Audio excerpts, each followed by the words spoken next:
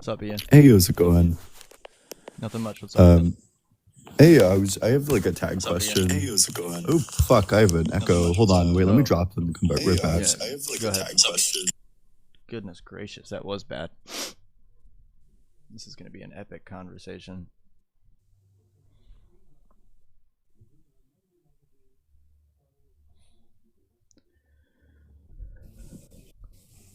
Yeah, okay. I'm Better? back with no echo. Okay. No, there's just like an interesting argument that I heard, and I would love to know, you as like a tag connoisseur, I'd love to know what your thoughts on it are. Okay. It's kind of like a repurposing of the Euthyphro. So the way it would be posed is probably the laws of logic. Are they true because God decrees them, or does God decree them because they're true? They would be They would be true because of the fact that they are reflections of the divine mind in our view. Okay, and is the divine mind this way because it's true, or is truth that way because of the divine mind? Truth would be what it is based off of the fact that God is truth himself. Like identical to truth? Not in an absolute sense. I'm not really sure what you're getting at with that. I guess What when do you we What do you mean say, by identical?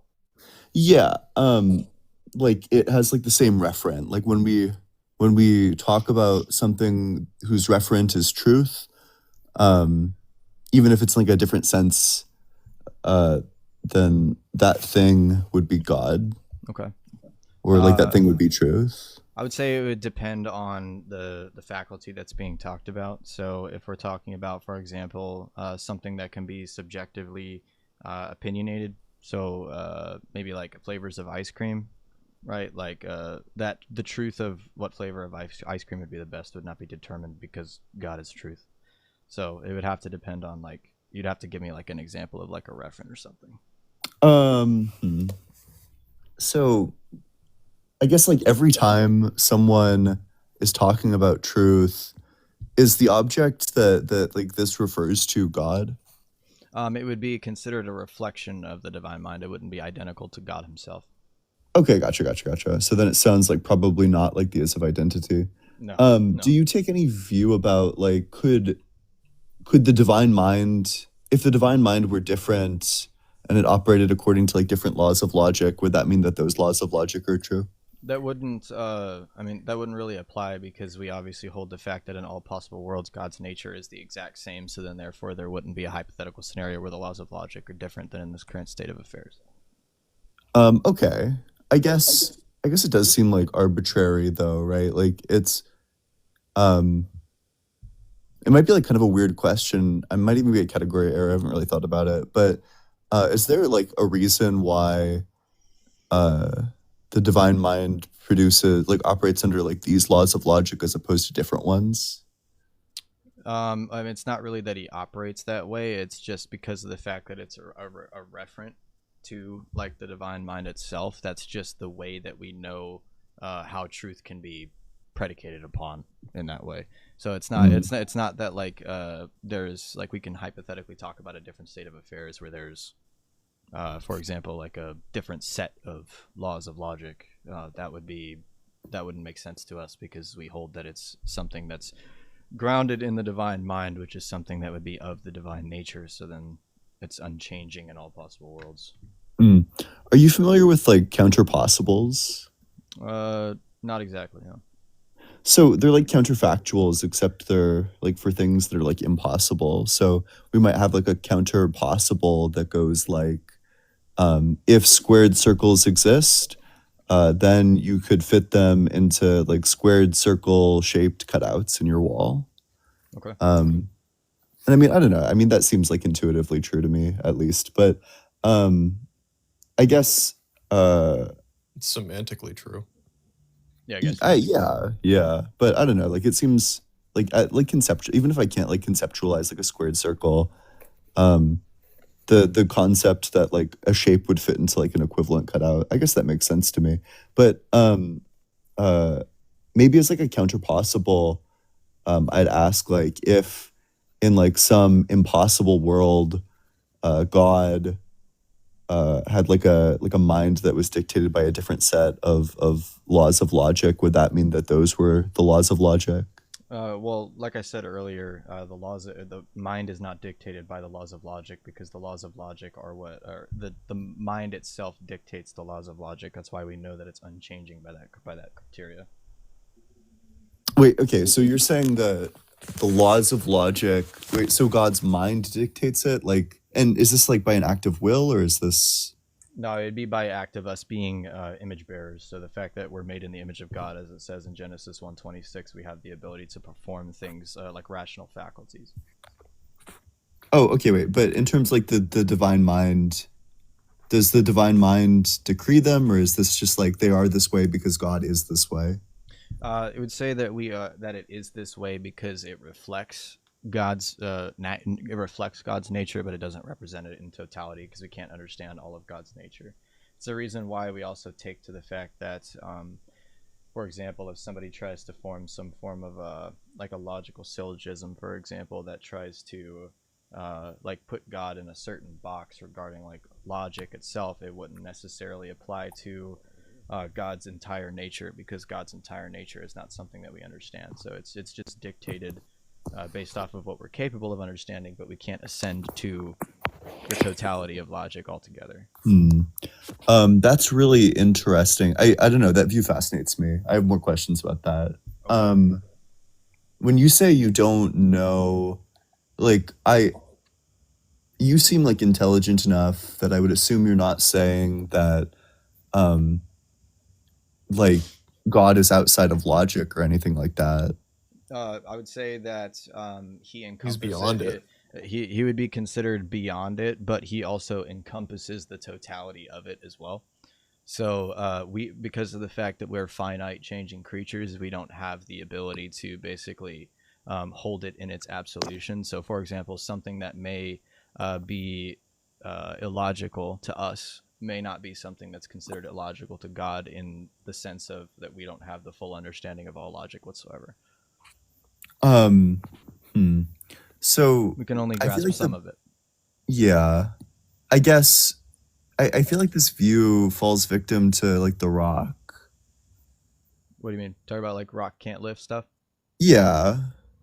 No, because it kind of falls. So if something is a paradoxical question, it would just be considered something that wouldn't have to be considered a proposition, because God's nature is not something that performs contradictions. God himself would not perform a contradiction. So then therefore, like the question of a hypothetical where if God could lift a rock, or God create a rock he can't lift, then that would never be a proposition that could be made, because it's just not something that would be of his nature. So you hold that God is like kind of beyond logic, but then also like part of his nature is that all the things that he does is that he like operates within logic. We ascribe to what's called apophatic theology when it comes to the divine essence. What does that mean? Apophatic would be negative predication. Yeah. So, sure. So you say like he doesn't do this, or like he isn't these things. Yeah, he's infinite. He's ineffable. God. Oh, okay, wait. That makes a lot of sense. Sure. And is that true for like all the properties, or is that true for just some of the properties? Well, the energies can be spoken of and known. Like we know God through his energies. Yeah. Are these like Thomist words? No, we're not Thomists. We're actually probably the farthest away from Thomists that you're gonna find. We actually believe that there are distinctions in God, in terms of our understanding of absolute divine simplicity. Not in God. I wouldn't say. Yeah. As God in general, that there are distinctions. So if we talk about something like the energies and the essence, we're capable of understanding the energies to a sense, which are the energies would just be the activities or the operations of God.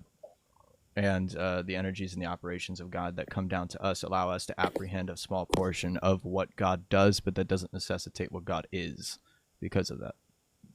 Okay, gotcha. Do you think that God's act of creation, I feel like I've gotten like some elucidation on that, but it does like raise a question. Do you think that God could have created worlds other than this one? I would say that because the act of creation is not like so the act of creation is not necessary. So technically speaking, like you could predicate other possible worlds that could have existed. Like so, for But he example, actualizes his will perfectly. So yeah. So like technically speaking, like his the will that he has for this state of affairs is going to come to fruition in a perfect manner, whether or not that because in Orthodoxy we're considered secondary causal agents. So we have the ability to manipulate things that God does not directly control himself. And so basically, God's will is going to come to fruition whether or not we, for example, blow the planet up. Well, that raises questions. Wait, what does that mean? So if we blew the planet up, how would God's will... It's just like an extreme hypothetical. Like No, I probably I did that wrong. But like in the same vein, right? Like, what would that in what way, if that were to happen, in what way would his will come about? Or is that kind of like beyond because our ken? the establishment of the new Earth would basically just still come to fruition anyway, even if, like, for example, everyone on Earth had like vanished from something. The establishment of the new Earth would still happen. Everybody who has died, because everyone has died from that event, of course, would still be established on the new Earth either way. Oh, gotcha. Sure. That makes sense. So, in terms of like the possible worlds, you say that it's possible that God doesn't create. So I guess, like, what is distinct about these possible worlds that causes him to create in one but not create in another? Well, I mean, the distinction would be based off of what God has actualized in this world. So, like, God's will is based off of what he wishes for in the current state of affairs that it was established by him. So if he established what is going to happen, so let me put it like this. Actually, we can use the incarnation as an example. In Orthodoxy, we believe in this thing. It's called, I'm going to establish this real quick. It's called the necessary incarnation. That doesn't mean that the incarnation itself is necessary, but that means that in all possible worlds, for example, where God does choose to create, then that means that God will incarnate with his creation, whether or not they fall or whether or not that they are perfect. Wait, so are you saying that the thing that causes God to create in well, nothing one causes world, God to create. Yeah. then why does he create in some worlds but not others? Well, I mean, it would be based off of just the will of this current state of affairs. So, like, when we You're say implying that, you're also implying that other worlds have being. yeah, I mean, like, the Are arguments you a would be necessitarian? what? If so, are we okay? And that's like totally fine if you are, right? But are you necessitarians? Not in the sense that, like, where we say that, like, this current state of affairs is the absolutely necessary state of affairs in all ways. But what we're saying by that is that we work within the grounds of the current state of affairs. And so when we apply some form of, what do you call that? When we apply, like, a hypothetical to another state of affairs, we wouldn't even have the ability to basically predict what God would do in those other situations. Okay, but are there possible worlds where God doesn't create? Yeah, I already said that that's something that's hypothetically possible. It's for example, it's something that could be considered logically possible, but that doesn't mean that therefore now we're able to basically make different arguments within that world because we don't know anything about the world where God doesn't create. Okay. So you wouldn't. So if we don't know anything about it, would you say? I guess it feels like I'm still a bit confused as to why God, if there's possible worlds where God does not create, then I'm still confused as to why he creates in some worlds but not others. Like, what is the thing that explains this difference? Like I said earlier, like, we only understand about the current state of affairs, and the reason why God chose to create in this state of affairs is entirely because he loves his creation and he wanted to have a creation to commune with. And so that's why he established us as image bearers. And so that is this current state of affairs. So then when we talk about a hypothetical scenario where God doesn't create, we don't know why God would not create, because we're in our current state of affairs, he created due to a certain specific situation within himself. I feel like I feel like there's like some like a tension in these concepts that if God's nature is necessary, and the reason why God creates is because he like loves his creation, then it seems like he should have this love in all possible worlds. And if that's like the motivating factor for God, then it seems like he would create in all possible worlds. No, there's a difference between like a natural love for him, for example, the Father to the Son. So God loving happens whether or not he creates or not. So him choosing to create would solely just be because of his will of wanting to create him within himself. It doesn't mean that it's by nature that God has to create, rather because the will is not something that would be so there would be a difference between something that would be like an ad intra act of God versus an ad extra act of God. And an ad extra act of God would be something that he basically that he sends forth from himself that's not directly of himself. So that's Okay. something that he would just choose to do himself. There's no we don't understand the reasoning behind why God thought, should I create or not create, because that would be something that would be tearing into the divine mind, which we are incapable of doing, of course. Okay, interesting. Well, but if we're, and when you say, I guess like what are the limitations about what you hold we can know about the divine mind? What is directly revealed from what he has revealed to us. So God reveals things from his from the divine mind in the scriptures, as well as in philosophy regarding like especially like these current state of affairs. And so we Sure. have the ability to have that argument about like what is considered the divine mind from that. So Interesting. I'm not drinking divine. Wait, nothing in that cup. It's water, bro. It's right there. You see that? It's water. It's a huge cup. It's a hospital That's cup. massive. My wife got it when she was having a baby. I collect them. That's incredible. That's you must be hydrated as heck. Always. So I guess this is a claim that I've always wondered about, but I guess I'm just not sure where in scripture like the laws of logic are revealed. Is there like specific verses that people point to? I mean, that would be something that would be revealed within philosophy. So, like, especially in Orthodoxy, the fact that the fact that there's any reference in the scripture in the first place, like Any we're, what? like we're using things or like that logic. there are references to any reference would imply the law of identity. We're utilizing the faculties to be able to like justify anything within the scripture in the first place. So it's kind of like a self-referential thing in that case. But the main thing that we get at is within philosophy and the rise of philosophy within human beings. Like for example, if we go to people like Aristotle and Plato, they were some of the first people to kind of posit these absolute laws that are something that cannot be broken. And we believe that there's this things called seeds of the word, or seeds of the truth, or logos spermaticos, which is basically where there are people that can grasp reflections of the divine mind. Not only that, like the logos spermaticos are because all of creation was made through Christ, so there are traces of the logos in all of creation. There are these seeds.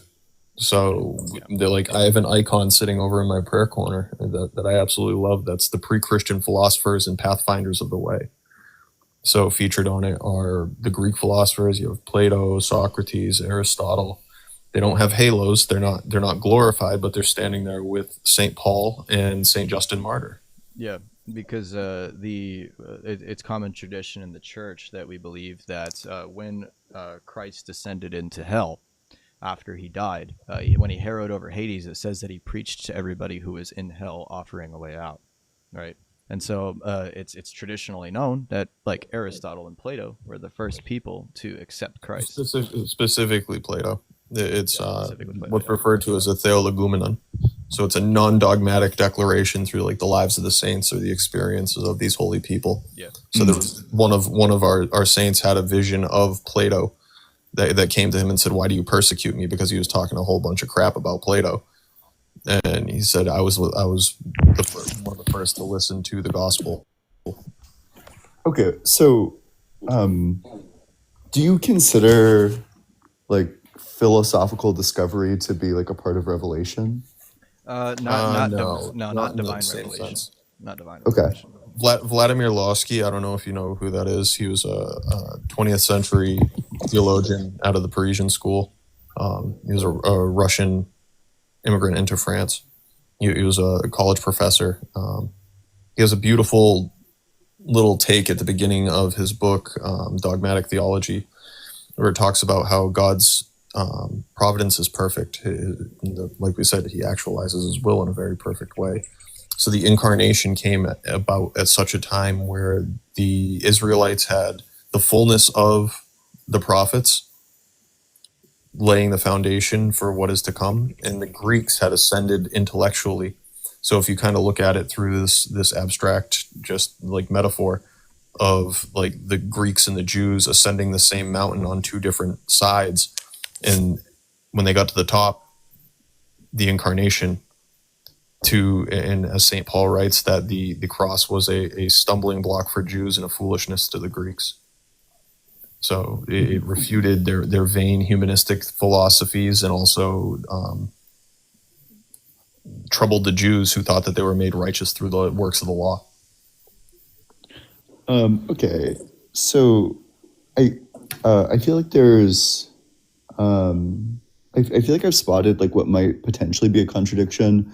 I'd love to hear if you have like an explanation for it. Okay. So you're saying that you can only know things about God's mind through revelation, but then you make like the claim specifically that God's mind, that the laws of logic are like a reflection of God's mind, but also it doesn't sound like the significant laws of logic. Like it sounds like maybe the law of identity was revealed through the revelation in your worldview, which is totally fine. But then it seems like maybe like the law of non-contradiction wasn't, or like the law of excluded middle wasn't. Law of non-contradiction would also fall into like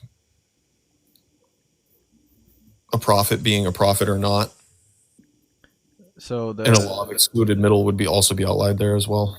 The thing that I would say about that is that the things that are directly revealed in the scripture are actual, like there were things that would be considered like absolute direct attributes of God. So when it says that God is good, that's like legitimately like an attribute that we can predicate directly to him. There's a difference between that and then saying that, for example, the laws of logic are a reflection of the divine mind in a natural philosophical sense. So that doesn't mean that therefore like the laws of logic is like an attribute of God. That just means that it's a reflection of how God operates in that sense. Interesting. I guess how do you come to the conclusion that the laws of logic are a reflection of God's mind?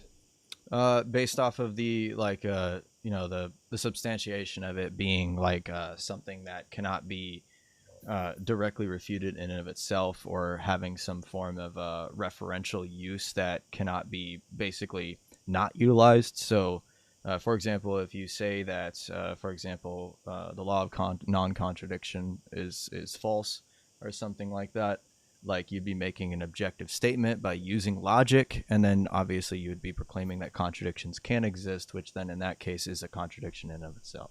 So like it should be self-referential. We can also look at this through a Christological lens too. There's a lot of different ways that it can be put from, because look just pointing at the incarnation. The word, because Jesus is declared as the word in Greek, that means logos, which actually means the speech, utterance, and reasoning.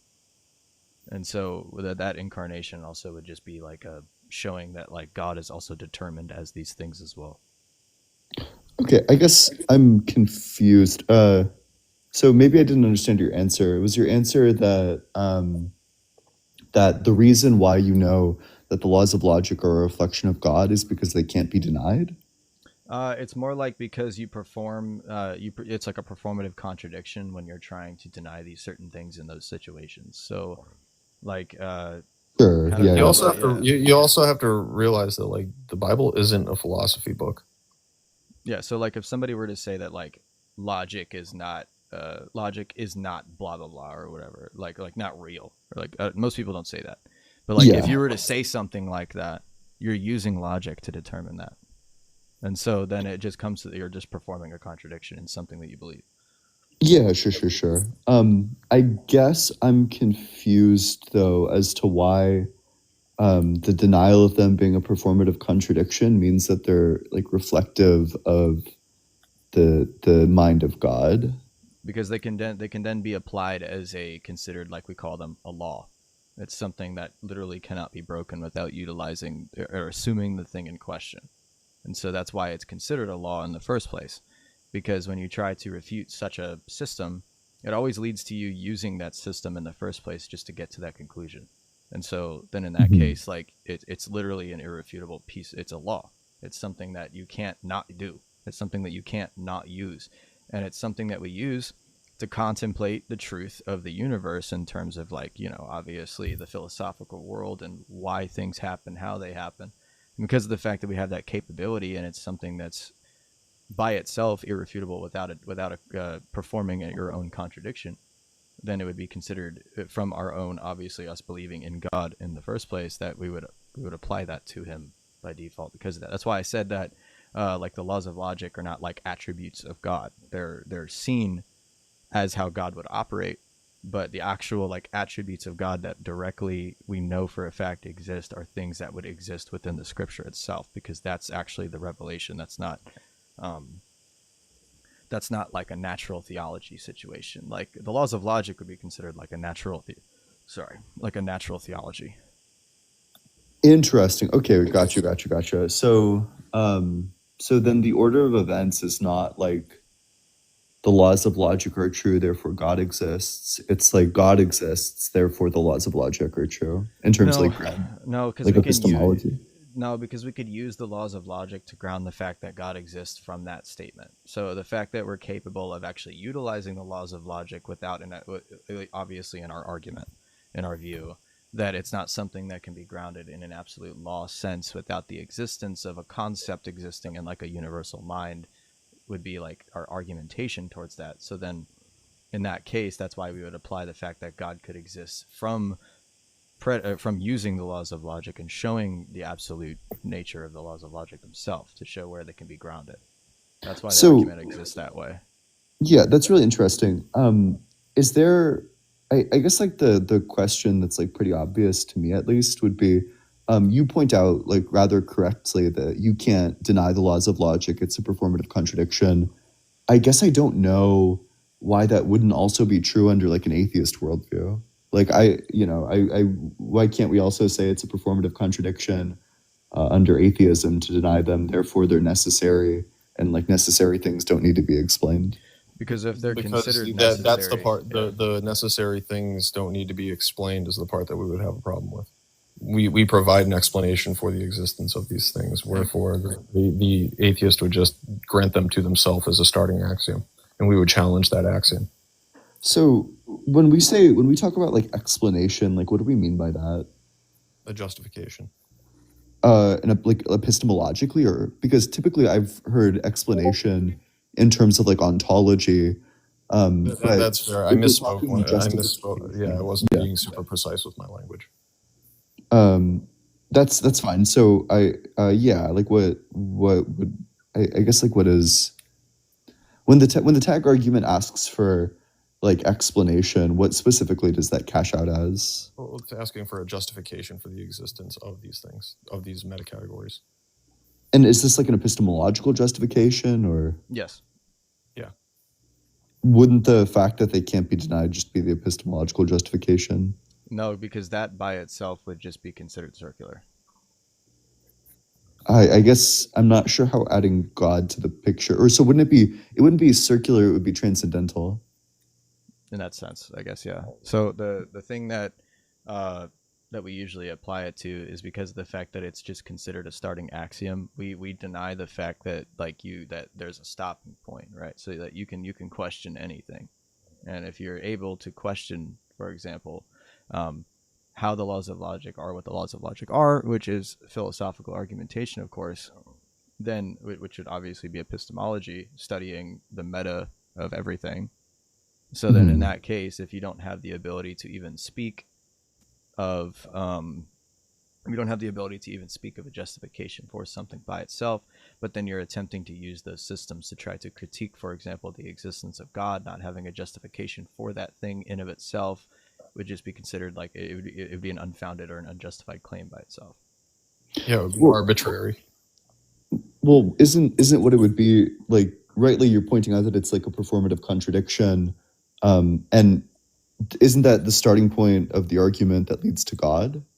That would be evidence towards the fact that a God would exist, because the laws of logic would be considered a concept, and we don't generate the existence of the laws of logic, and so then therefore there would have to be, because we are obviously particulars, or not a universal. The laws of logic are universal concepts, and we don't generate universal concepts.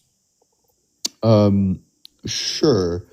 I guess, but if what we're looking for is like a justification, then it seems like the transcendental argument, which is that to deny the laws of logic is to presuppose them, thus like contradicting yourself. It seems like that would serve as a justification.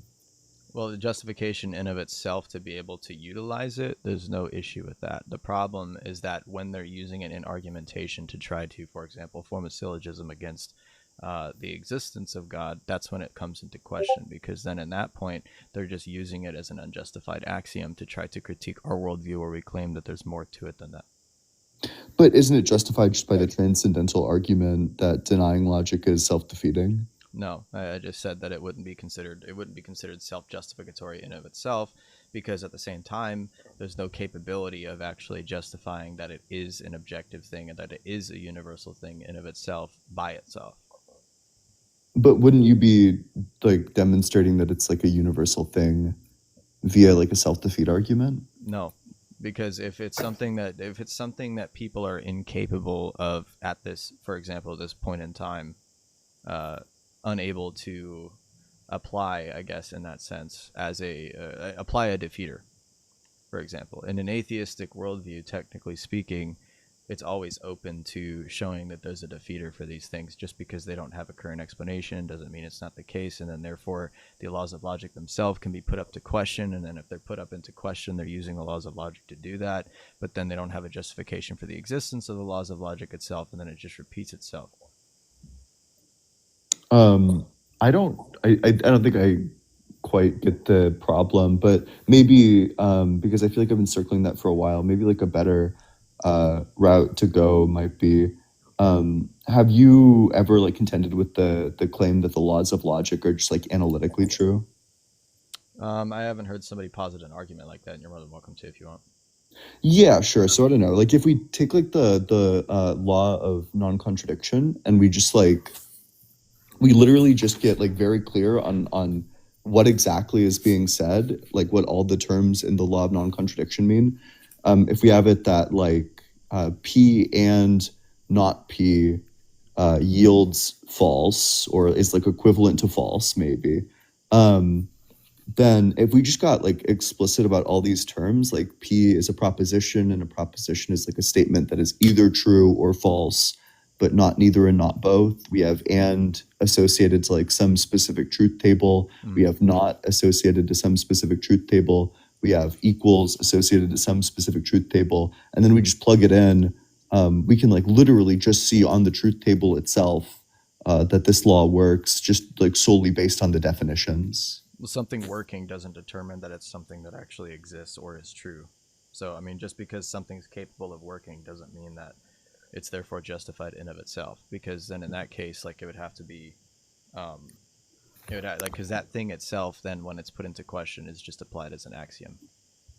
Because something analytically being true also requires you to utilize those systems to determine that something would be analytically true in the first place. I'm not sure if I agree with that. What do you mean? Are you using logic to determine that, for example, P and not P, those types of situations? Oh, I wouldn't take so. I think that this is like an analytic truth, but there's like multiple analytic truths that just doesn't seem to be the case for. Like if you said that like a tall person is a person, well, the truth from that just comes in the fact that like in the concept itself. It comes in the concept itself, so we're generating it. What do we mean by generate? So like the existence of, for example, that truth by itself, is it being generated by you by making the proposition, or does it exist prior to you, like prior to the intellect? We could say that it exists. I think both are compatible with atheism. You could be like a Platonist about it, or you could be. I mean, Platonism is they believe in an emanation of a natural God that can't be understood. So when I talk about Platonism, I mean Platonism in like an analytic sense, like an abstract object sense, like literally just like something that is like aspatial, atemporal, like acausal. Mm-hmm. So I guess in that sense, like if you're saying that it's acausal and atemporal, for example, but then like if you hold, because I don't know like specifically what you would hold in terms of like a philosophical standpoint. I mean, if you're following a Platonist view, you'd obviously follow like rationalism, right? Not necessarily, no. Or idealism in a sense as well. No, not necessarily, no. So okay, so then full-fledged Platonism then, and not Neoplatonism, right? Not with like Plotinus. So, I only know that they refer to them as like in the analytic phil literature, it's all referred to as like Platonic objects. Mm-hmm.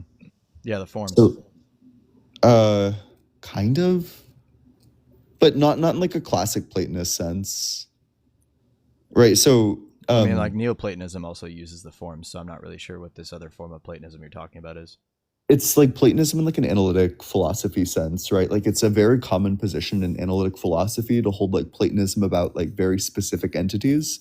So you're like a common position might be like you're a Platonist about numbers. You think numbers exist platonically, and you don't believe in like any other Platonic thing, but you believe that numbers are Platonic. So Platonic in a sense of just like having a general atemporal existence that can't be grounded in like a causation. Yeah, just that they're like abstract objects. Yeah. Yeah. So if they would be an abstract object, obviously they just wouldn't be concrete, of course, right? Like in any sense. Yeah. So if they would be considered abstract, do you believe that something can be a universally abstract? What do we? I'm not sure that universal. I don't know what the term universal, how that would apply here. Yeah. So like an abstract concept, for example, that applies to all people at all times. An abstract concept. When we say like apply, I'm not really sure what that. Yeah, so like every single single person would apply, or like every single human being would basically be bound by these same systems. For example, in like argumentation, philosophy in general. So I don't necessarily think so, right? Like these are just like objects of your thought that you can access, and they exist like aspatial, atemporal. So they can be accessed by your thoughts, right? Yeah. And where are they prior to that? They're aspatial, atemporal. It's like category error to ask where they are. Okay, when I mean where they are, I'm saying like in the method that they exist. Oh, yeah, they're aspatial, atemporal, they're abstract objects. Yeah, they would be considered abstract objects, but are they universal objects? Are they objects that can be grasped by any human, and every human grasps them the same way? So I would say that every human who is capable of grasping them grasps them in the same way. But certainly there's like some humans who probably can't. They probably actually can't understand what like a triangle is because of like severe mental disabilities. Yeah, of course. I mean, not everybody's capable of actually performing philosophy based off of their mental state. But those who can all access it the same. Yeah. So a justification for this might be when we talk about the Pythagorean theorem, we don't say like my Pythagorean theorem or your Pythagorean theorem. We say like the Pythagorean theorem, which would indicate that it's something, it's like shared, like it's an object that exists in both of our minds. Mm-hmm. And so like, would you consider it a concept? A concept? What do we mean by concept? So I guess like a proposition that can be made mentally, like a proposition, for example, for something to be the case or not be the case. I wouldn't say that, but I feel like what would you consider something to be conceptual? Not to be a mind reader, but I feel like that's probably not what you mean to say. Because Maybe when not. I think like a triangle isn't a proposition, it's a shape. Yeah, but we also have a concept of a triangle, right? Yeah, sure, but we could say that the concept is derived from like the thought of one, and the thought is derived from like the abstract object. Mm-hmm.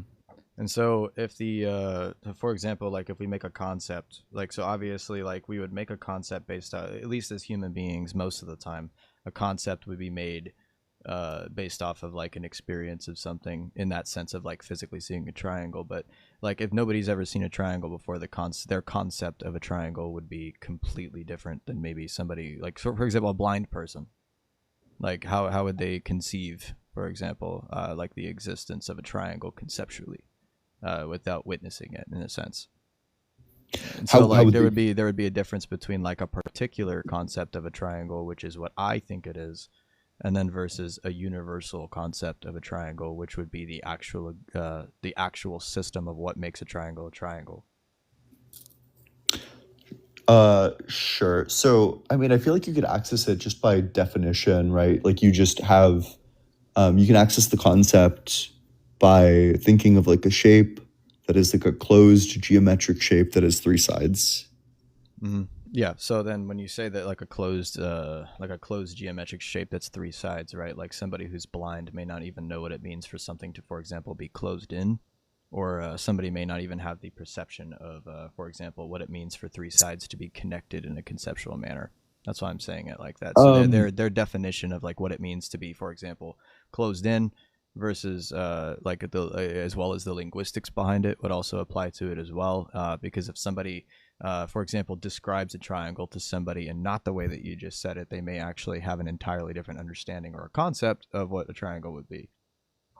Yeah, I don't think that follows, right? Because for a blind person, they could still touch like something that's triangular shaped, so they could get like this sense of like the shape of a triangle via that way. Mm-hmm. But if you know, that's kind of pedantic, so let's take away all that. Let's say that they can't feel, and there's like, you know, there's like no way to communicate with them at all.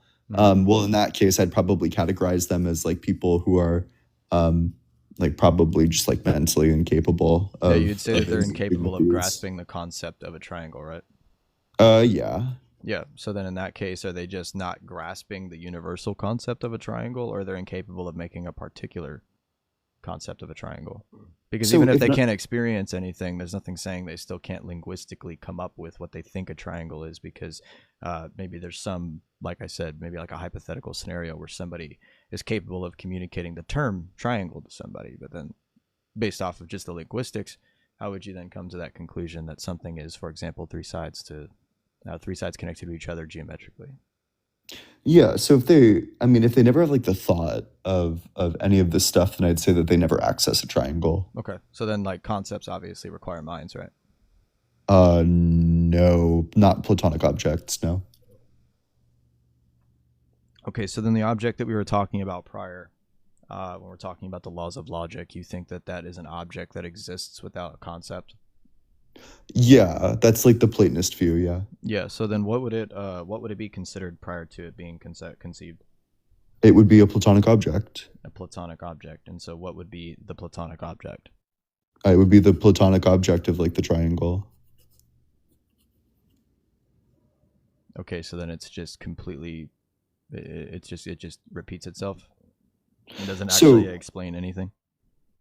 Yeah, it's like composed of like simpler Platonic objects, right? Like it's composed of like the Platonic object of like a line, and then three of them is what it would be composed of. I'm talking about like the laws of logic. Oh, sure. I already kind of like understood where you were coming from when I talked about the blind person thing, because obviously we have to make like a wild ass hypothetical for that. Yeah. So the laws of logic then. Yeah, the laws of logic. So what they would exist as is like a Platonic sense. So what I would appeal to again is like the Pythagorean theorem. We say the Pythagorean theorem, not my Pythagorean theorem, not your Pythagorean theorem, not God's Pythagorean theorem, which indicates that we're sharing the same thought, right? There's like a sense that exists platonically, and this thought is grasped by both of us. But even further than that, this would be true even if you and I hadn't thought it, like even before anyone had thought about the Pythagorean theorem before this was true, which means it's atemporal, and it would be true no matter where we are, which means it's aspatial. And because we share the same one, that means it's aspatial, atemporal, and mind independent. The problem of you proclaiming that it would then be a platonic object would still not lead to the fact that something would actually still be a universal thing that is true, because it would just be considered two things that two people are thinking at the same time, but that doesn't actually ground the fact that it's a universal truth by itself. Because when I asked you what the laws of logic are, you said it's a platonic object, and when I asked you to explain like what that means, you said that it's the object for like the laws of logic. Like, do you want me to explain like what a platonic object is? yeah, Is but that the question? but I need to pee first. I'm gonna actually pee myself. If you That's so valid. That's so valid. Tears through the sunglasses.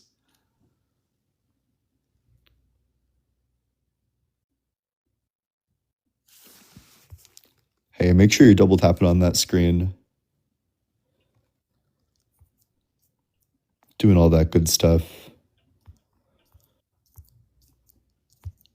You know, Bryce is pretty chill. You should be nice to him, and you should help his stream by double tapping on it. I love you too, Caden. I'm gonna stand back up. All right, so what were you gonna explain again? Yeah, just like what a platonic object is. Yeah, go ahead. So typically in analytic philosophy, and specifically the theorist that I would be citing for this is like kind of the founder of analytic philosophy, a dude named Gottlieb Frege. Yeah, I wrote a little bit of a thing on him actually. Did you? Yeah. Let's go. It's it's actually a paper that I'm still writing called where is that? I have it in here somewhere.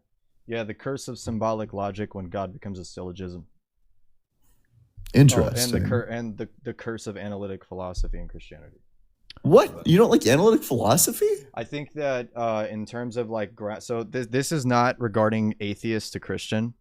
Sure. This is regarding for example, Christian to Christian argumentation. Oh, okay. So sure. if there's two Christians that both accept, for example, the church fathers and the historical church that exists, when people attempt to make arguments for example, their philosophical position, like Thomism, using an analytical sense, it's historically unfounded. So then therefore it would be speculative within the faith. It's not like an atheist to Christian situation. I'm okay with talking about analytical philosophy to like an atheist, because like, you know, I don't have an issue with stepping into somebody else's ballpark if that's the way that they know how to talk. Sure. Okay, wait. So is the issue that like when the Bible is like the necessary presupposition, and you like things become different, or? Yeah, I mean, like, because if both of those Christians, for example, hold to the presupposition that the Bible is the inerrant word of God, and that the church of at least the first 1,000 years, regarding like maybe a Catholic to an Orthodox, are having like a theological discourse, then the whole point of trying to use analytical philosophy to try to justify your position about how your church is true would be considered ahistorical, because nobody in the first 1,000 years utilized any of those kind of systems to make argumentations. Therefore, you're making them up actively right now, and then it's unfounded towards the historical attestment.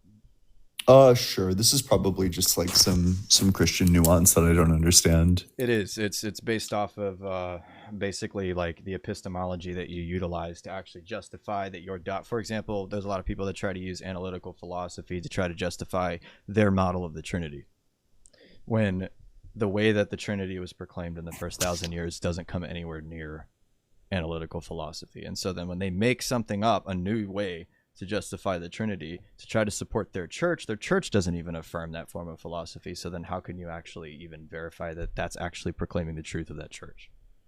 Interesting. I don't know. That certainly is like a fascinating view on the matter. So wait, you're not to derail too hard, but You're fine. I feel like I've never heard the Trinity explained to me in like a way that makes too much sense.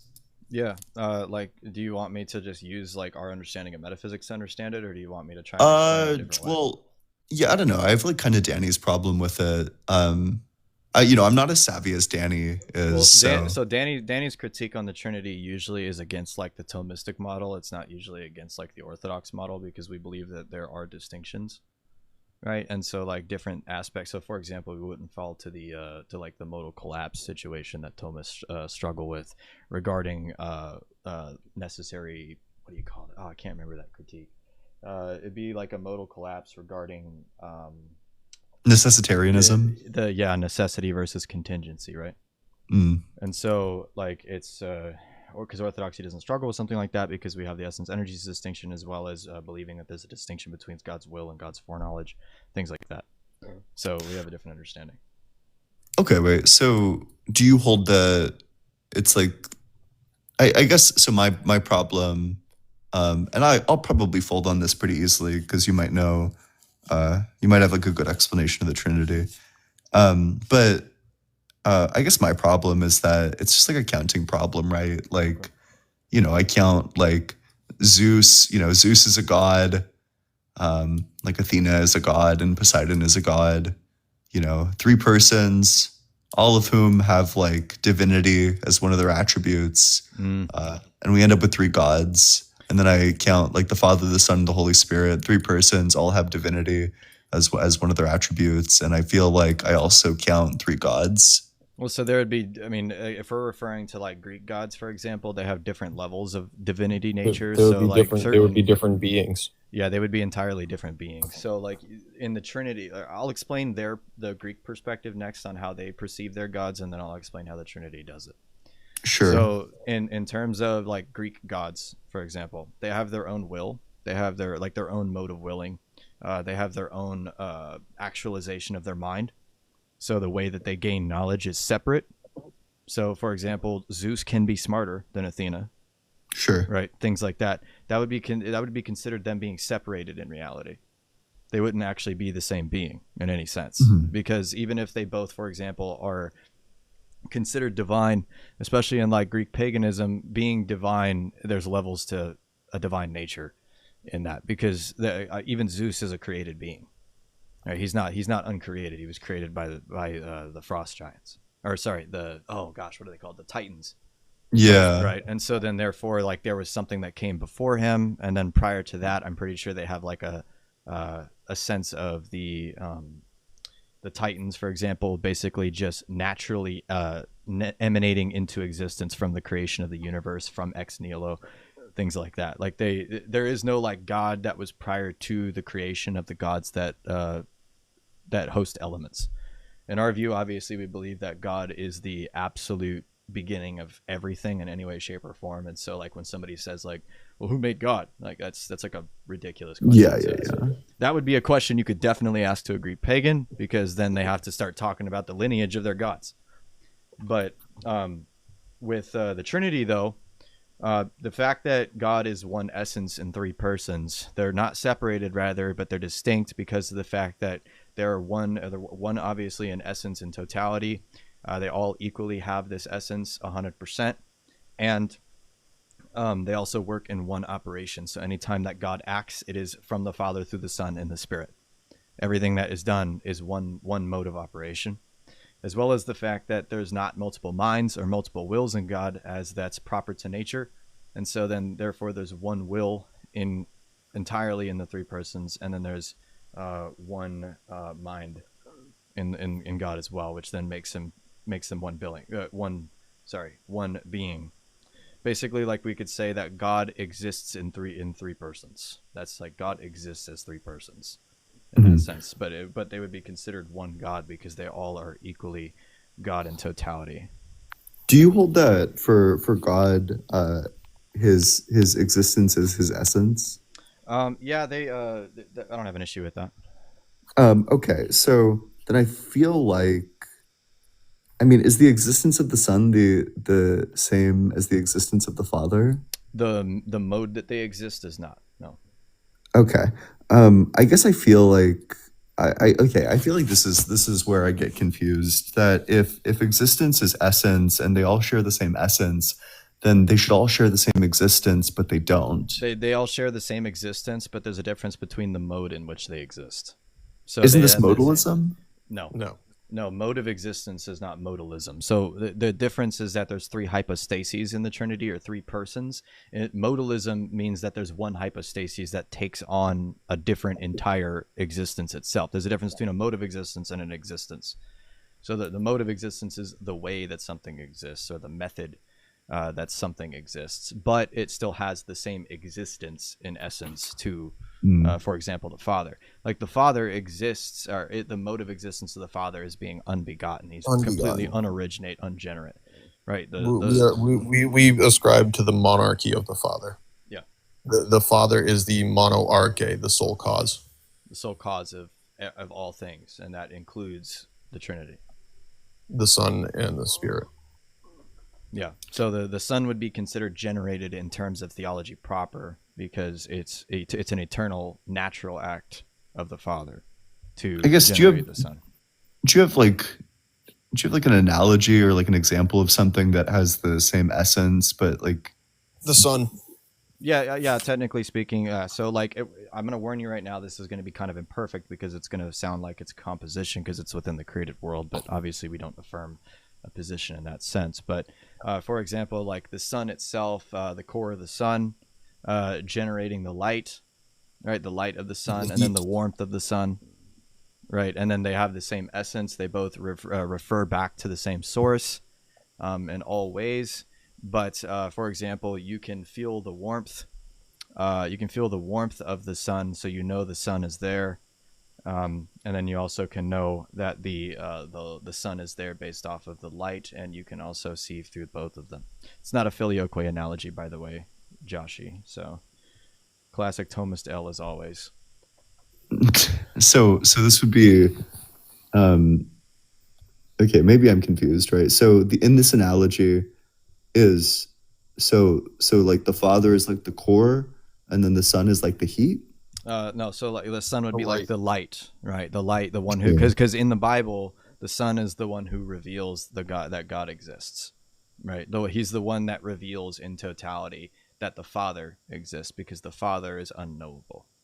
In terms of the fact that, like with the sun analogy, the sun analogy, when we know, like, if, for example, if there's, I know this is, like I said, it's still going to be imperfect, of course, because then you can kind of think that there's still stars that emit light as well. We might be able to perceive it, but in a possible situation where the sun is the only source of light in any way, shape, or form, if the sun did not have a light and the sun did not have any warmth, then we would have absolutely no idea that there is a sun at all.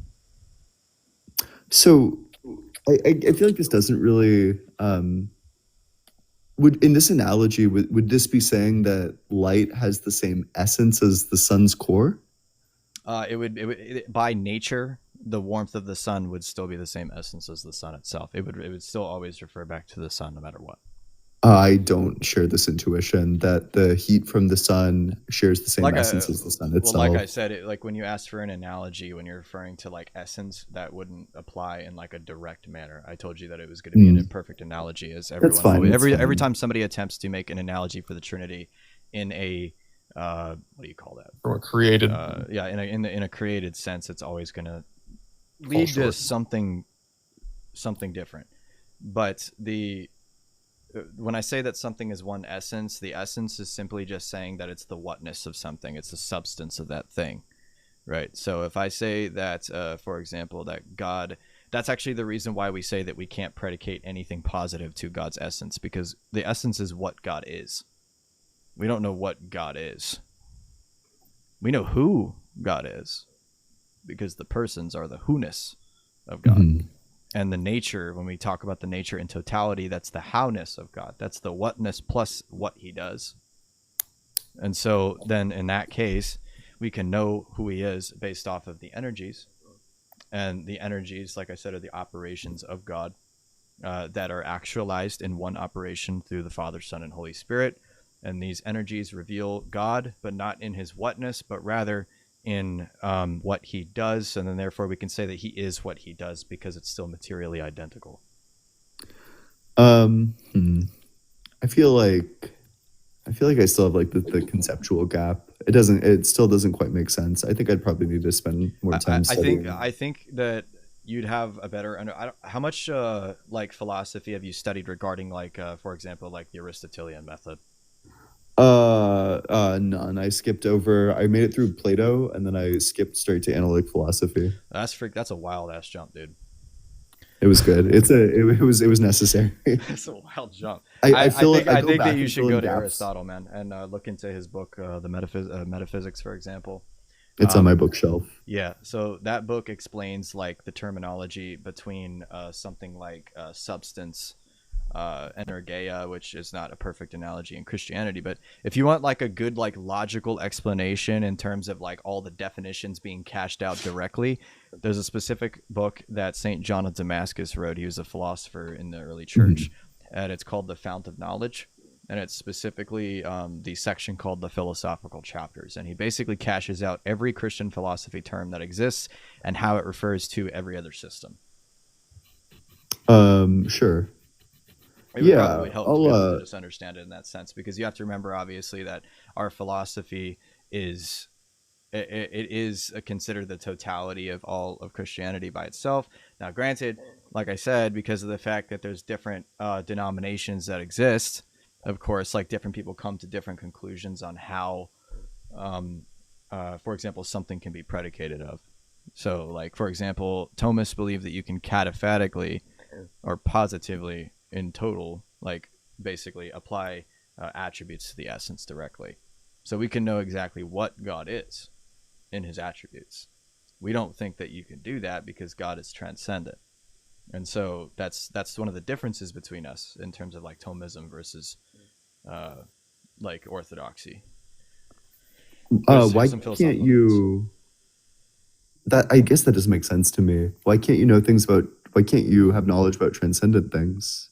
Well, we can't know something about, we can't have direct positive knowledge about the like the transcendent one. There's a difference. So like we can understand things of God. So for example, we know that the Father, Son, and the Holy Spirit exist. We know the fact that there are energies of him that emanate down to creation, that this happens, and that's what we know about God. We don't know directly what God is. I actually have an okay analogy maybe that can help you with that one, where we're talking about, for example, the act of building a house, where you know that there is a builder and the builder built the house, and you can look at the fact that the house was built and you can come to the conclusion that there was a builder, but you know nothing about what the builder is or anything about him. Rather, you can only make speculative claims about what he is. Okay, sure. I have a question about like Orthodoxy in general. I guess I just love asking like each Christian denomination this. Yeah, sure. Do you think Martin Luther is burning in hell right now? I have no idea. So that's the thing about Orthodoxy. So first off, we have a different view of what hell and heaven even are in the first place, and I can talk to you about that if you want. But like, we don't actually make claims about who is possibly burning in hell and who's not. And if anybody tries to tell you and they're Orthodox and then they claim who's in hell, first off, that in our view, that's putting yourself in the judgment seat of Christ. I can't even say that your lifestyle would lead you to that, bro. Like anything. Like we believe that there is the absolute truth, and that is Christ and the church, and that salvation is only through that. But I still can't sit here and condemn you directly for who you are. Sure. That's interesting. And so we don't condemn people like directly because that's not our job. Do you hold to universalism? Why not? Or I guess like what doctrine of hell do you hold to? So our view of heaven and hell is a little bit different because we kind of pull it from the church fathers, from the early church. A lot of the view of heaven, in case you didn't know this, the view of heaven and hell being like a separated place, where like heaven is like this cloudy, beautiful place, and then like hell is like this prison burning fire where demons are poking you with sticks and cages and shit. That's actually something that was generated from the 1800s by a man named John Nelson Darby. So that's a mid-dispensationalist movement where basically people were preaching hell. It was hellfire preaching, where people were trying to actually scare people into becoming Christian by making hell sound like basically like it's some, it's some physical aspect.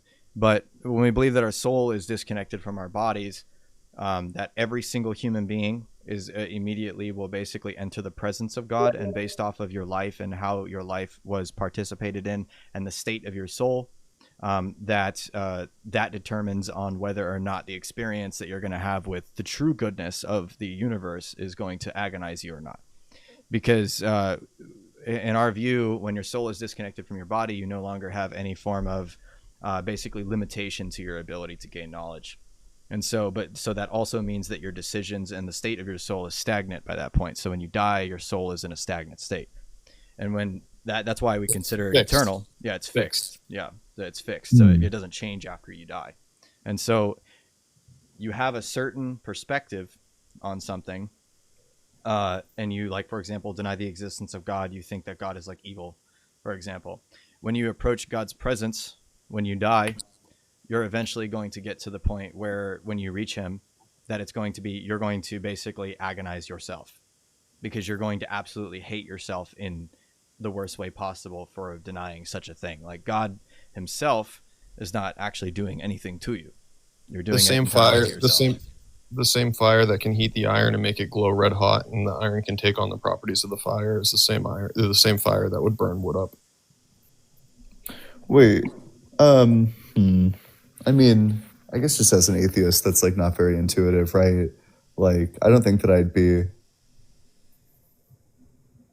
You would be tormented in the presence of God. Basically, you'd be tormenting yourself mentally due to the fact that, like, what your perspective of what good was in your soul, and then when you experience true goodness, it would agonize your soul because of that, because you would be so distraught and guilty and basically upset with your decisions that it would just eternally cause you to basically be the maximum amount of mental and even spiritual suffering possible, because you would do that to yourself.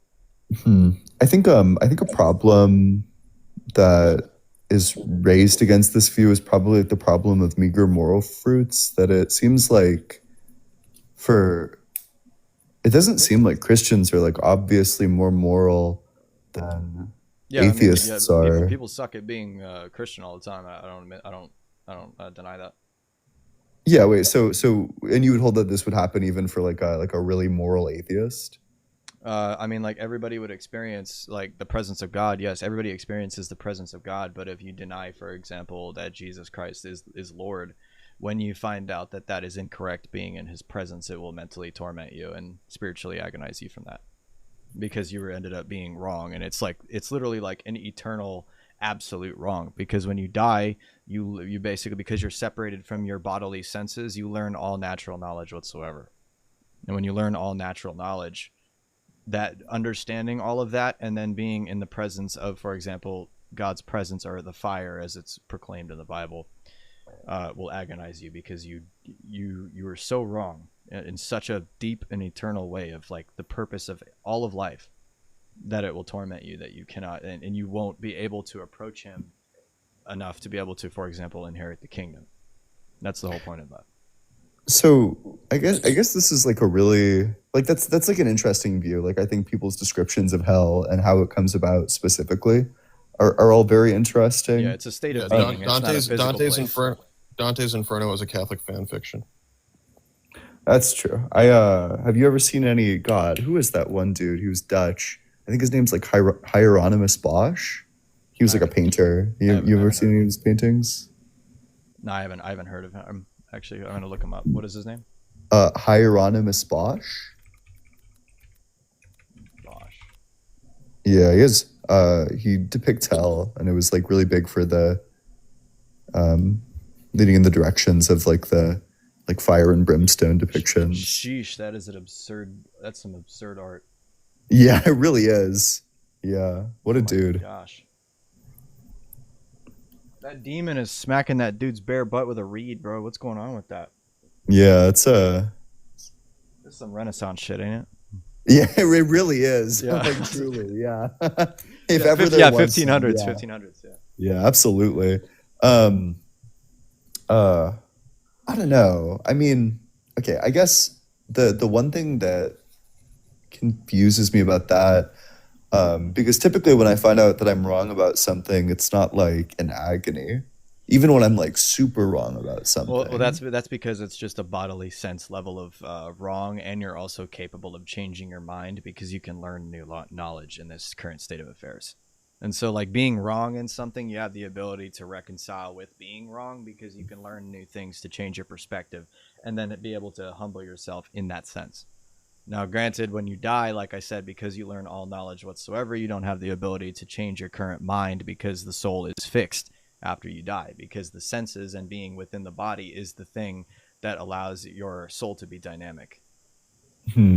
After I die, will I learn that I'm wrong? Yeah. So I guess then it seems like you can learn. I mean, like, so when we say learn, like we're saying that because of the fact that you grasp all natural knowledge whatsoever, whatever the state of your soul was that was prior to learning all of this is determined how it would be fixed. So as soon as your body separates from your soul, it would be fixed in that manner. And so then after you learn all of that knowledge, you're incapable of basically accepting any of these new things that you understand because your soul is now disconnected from your body, which is a part of who you are in totality to be able to perform things like having what do you call that? Like performing like rationality and reasoning. You're fixed at that point. The knowledge that you have is completely fixed because you have all knowledge. There's no reason to have to be rational or reason anymore once you have all the knowledge that you need. The gnomic. Are you talking about the gnomic mode of willing? Yeah.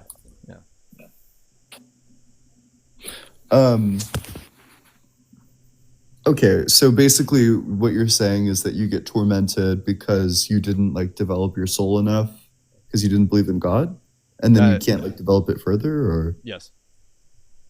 Okay, I think that makes sense. That's like a more coherent version of hell than a lot of them.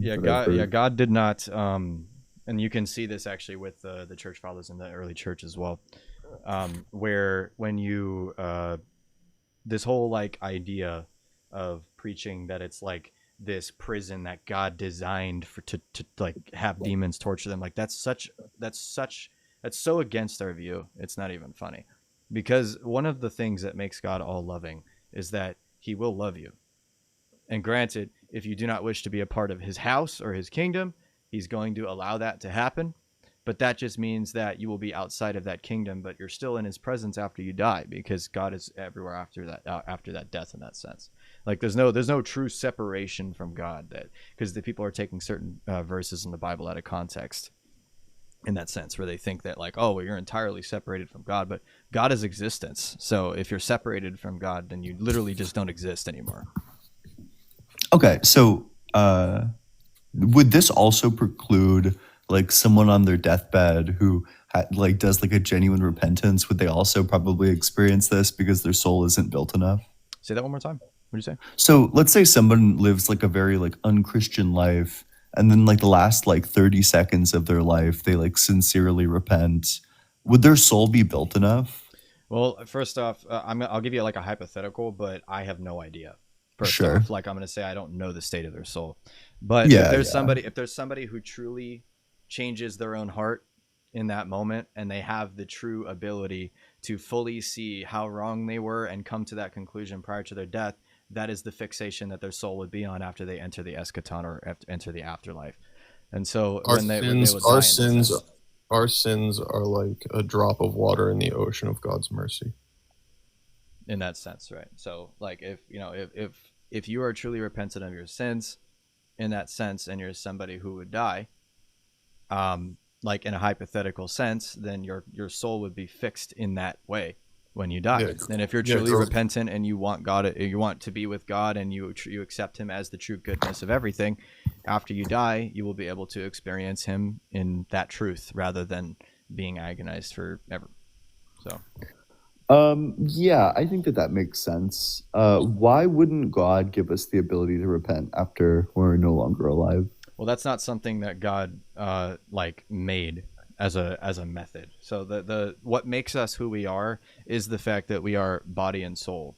So when the fact that our soul disconnects from our body after our death, it does not. There would be something of us. Like, granted, it's not technically. I don't know if I want to use the word separated. Schoolboy, would you say it that way?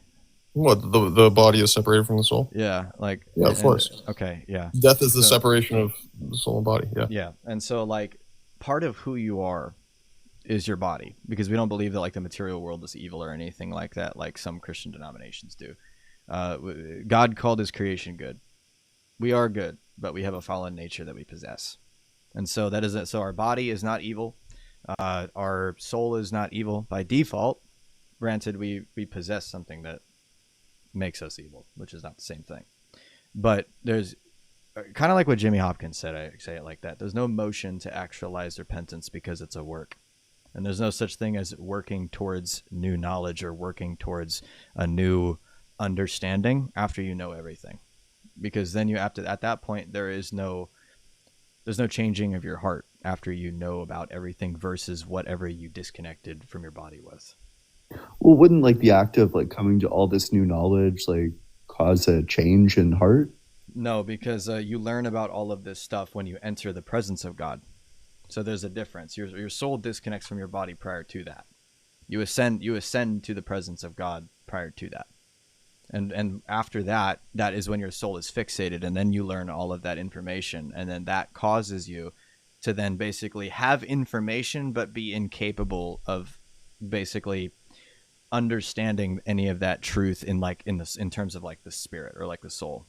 So you'll be eternally stuck basically in like a shame or a guilt that you cannot have the ability to get away from in that sense. It said Zay wants to come up and say something about that, I guess. What do you say? What's up, Zay? You still in the gym, bro? Yes, bro. I'm sorry, I had to come up. I heard you talking about like eschatology and the will. So if you're talking about like the will and the eschaton, you can't actualize, like Jimmy Hopkins said, you can't actualize it because it's the highest. Your noose is heightened, right? And in that sense, how you react to God is how you do willingly because of your disposition on earth. The noose, by the way, is the eye of the soul. He said the word noose. It's N-O-U-S. Oh yeah, no, I know it. Yeah. Okay. There's cool. one of my favorite analytic philosophers runs a blog titled "Fake News." Okay. But I feel like this runs into like hiddenness problems, like pretty severe ones. Why? I guess like by your account, if the stakes are so high, if it literally is like eternal conscious torment from your like being wrong, Literally spiritual life and death. yeah, why wouldn't God give like evidence that is He has. Yeah, we believe that he has. But the problem is that like different people have different senses of what would be considered a sufficient amount of evidence, and philosophy is kind of like one of the biggest things of that. And so if people have like a different people come to a different conclusion, that's not God's fault, because God has provided us with the thing that he considers a valid amount of understanding. And obviously at the end of the day, because of the fact that it's not a physical or a material matter at hand, it requires a form of a leap of faith to be able to truly accept something in its totality. But that doesn't make it the entire faith, like, I guess illogical by itself, because the faith itself is something that's grounded in, like I said, the entire historical attestation for everything else that's occurred. And so the keeping of this historical attestation in itself would be considered sufficient, especially in the Christian's eyes. Different people have different perspectives on what's actually considered valid evidence, but that's the human's problem, not God's. so okay. I don't want to mischaracterize your position, but then are you saying that like the fact that anyone doesn't believe in God is because they're like intellectually dishonest? Say that one more time. It's their own heart and free will. So is it that they're intellectually dishonest? Humans?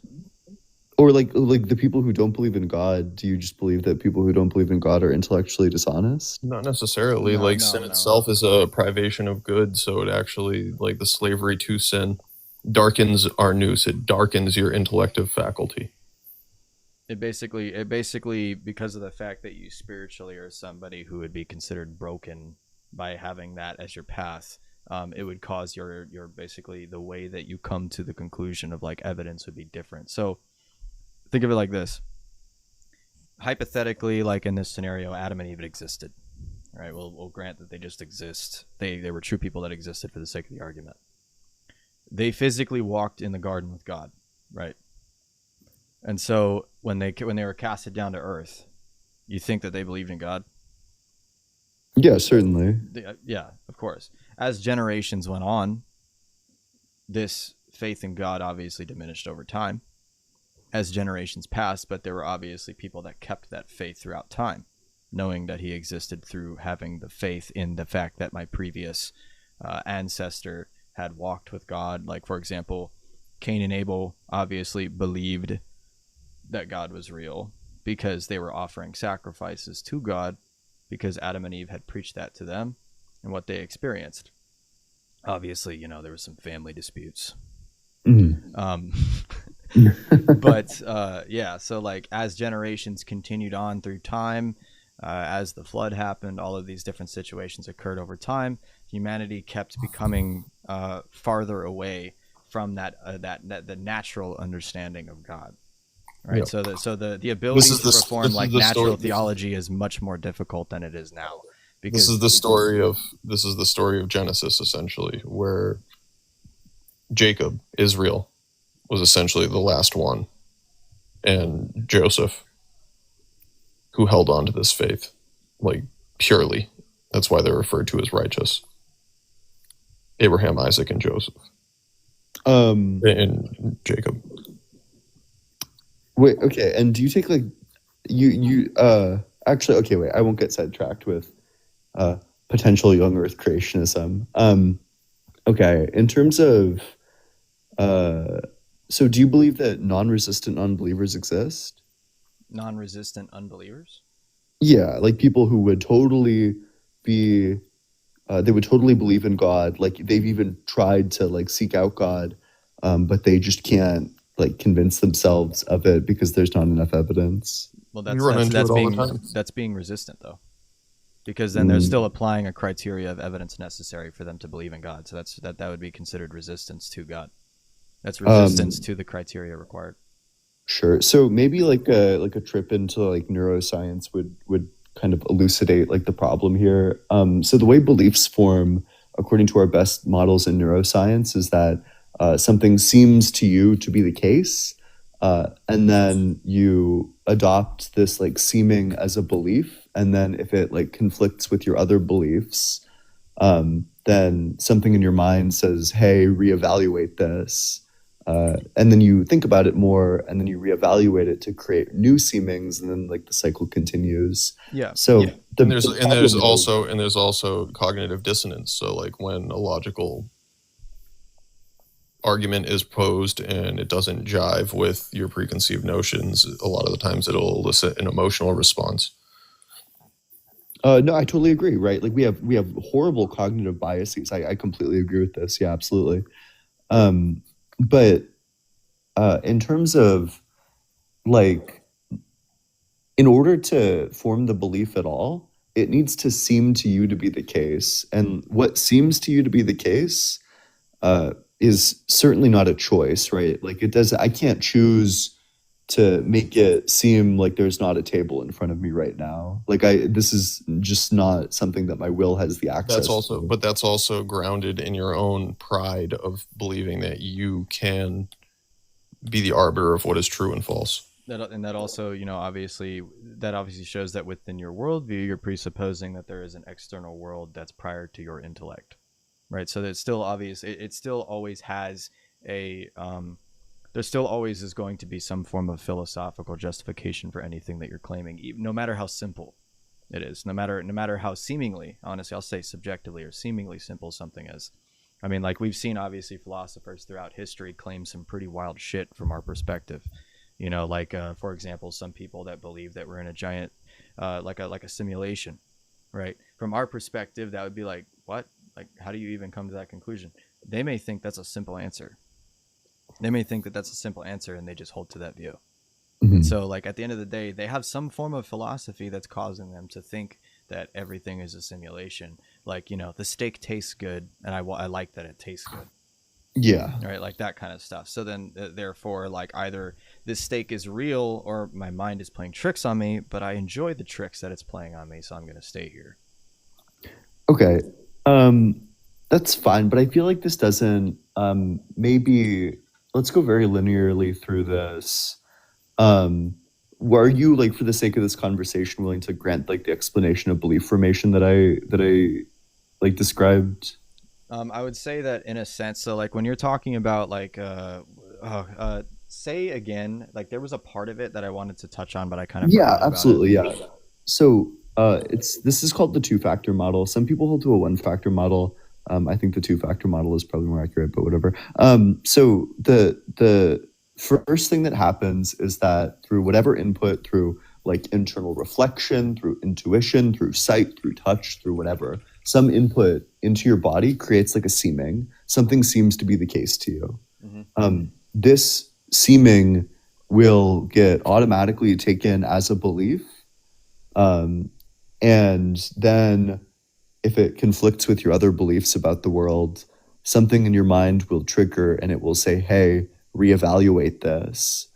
And then you'll reevaluate it, which will produce new seemings about that belief. Which that's what it was. Reevaluation.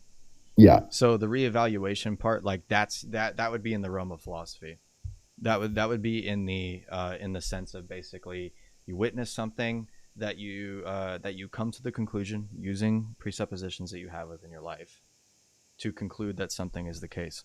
And then if you come across something that is entirely different, then if that causes you to reevaluate, that causes you to then reevaluate, for example, your epistemology, then leading up to your philosophy that you then hold with that. Because obviously, I'm assuming you know that epistemology is a field of philosophy that grounds whatever causes you to affirm a certain philosophy. Sure, yeah. And so like your reevaluation would basically be you looking philosophically at your current epistemology that you hold and then coming to the conclusion, depending on those factors and depending on whatever presuppositions you currently have, to determine whether or not you can actually determine that something really happened, or that if something was just, like, for example, a hallucination to yourself.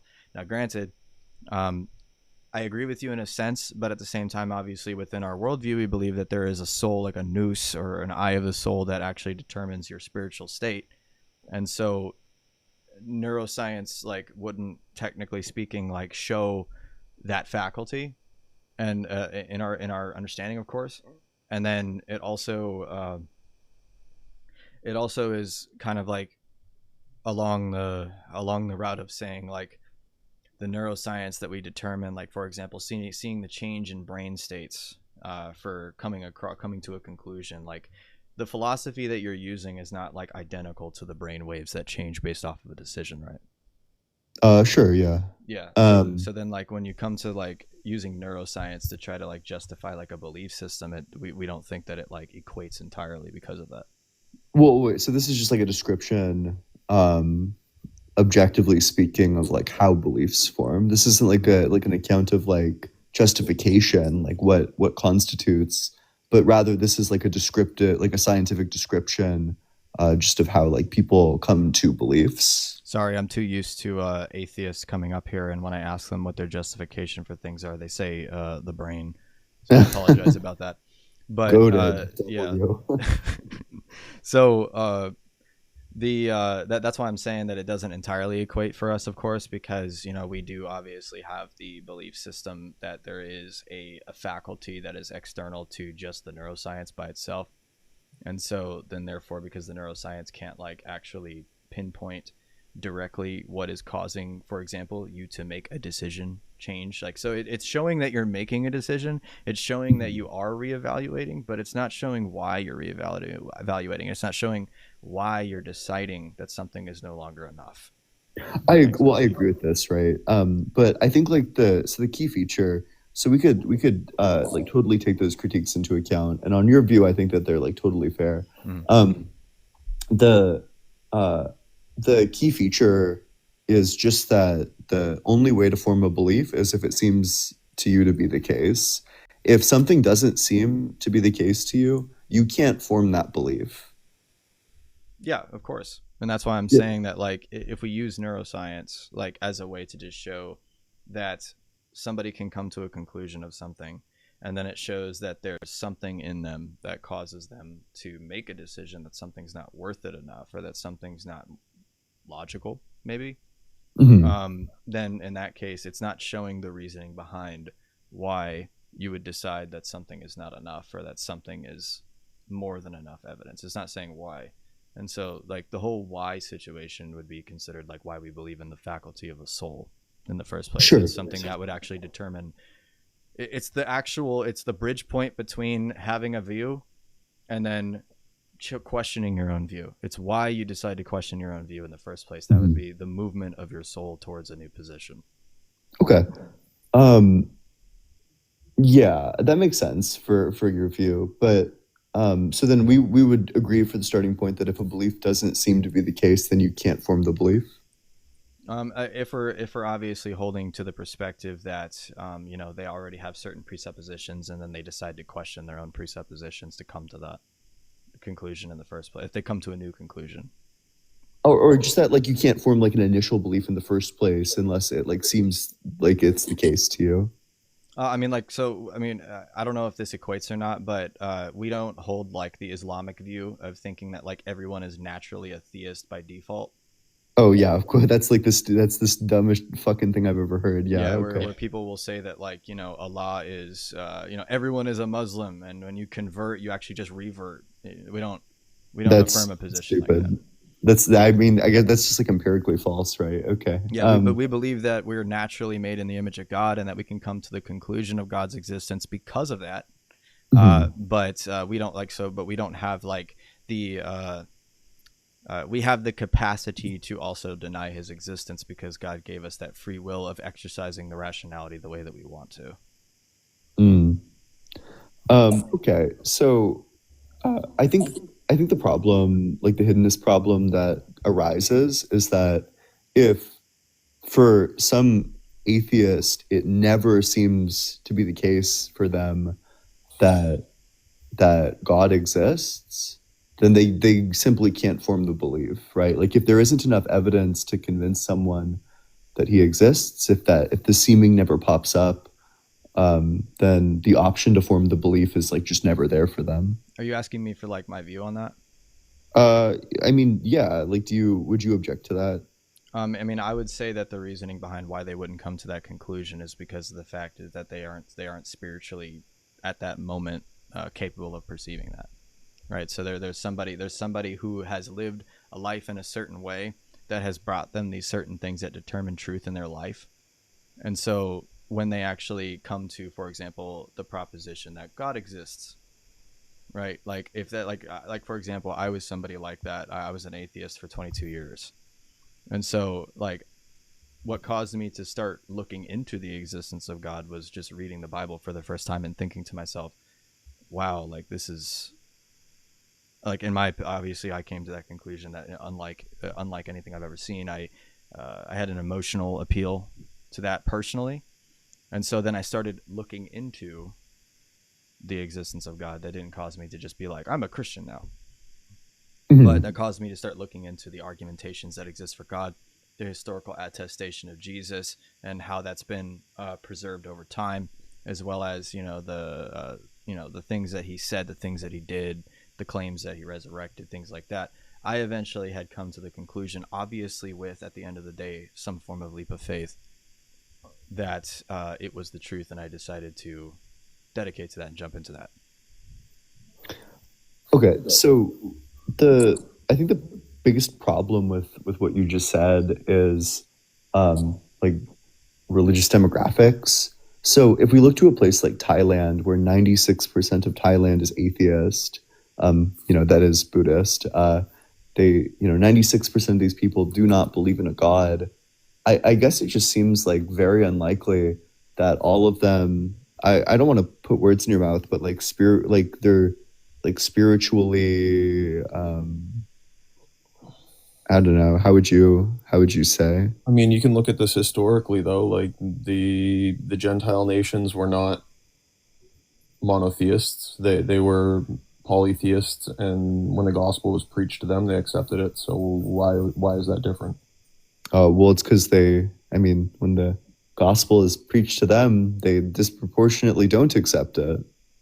Yeah, there would be considered people that accept it and don't accept it, but like obviously within our view, it's an exclusive, like a specific claim that we try to give to these people, based off of the attestation that exists. And the problem, the reason why that there were so many conversions in Orthodoxy, not Catholics. I'm just gonna put that out there right now. We didn't expand the same way they did.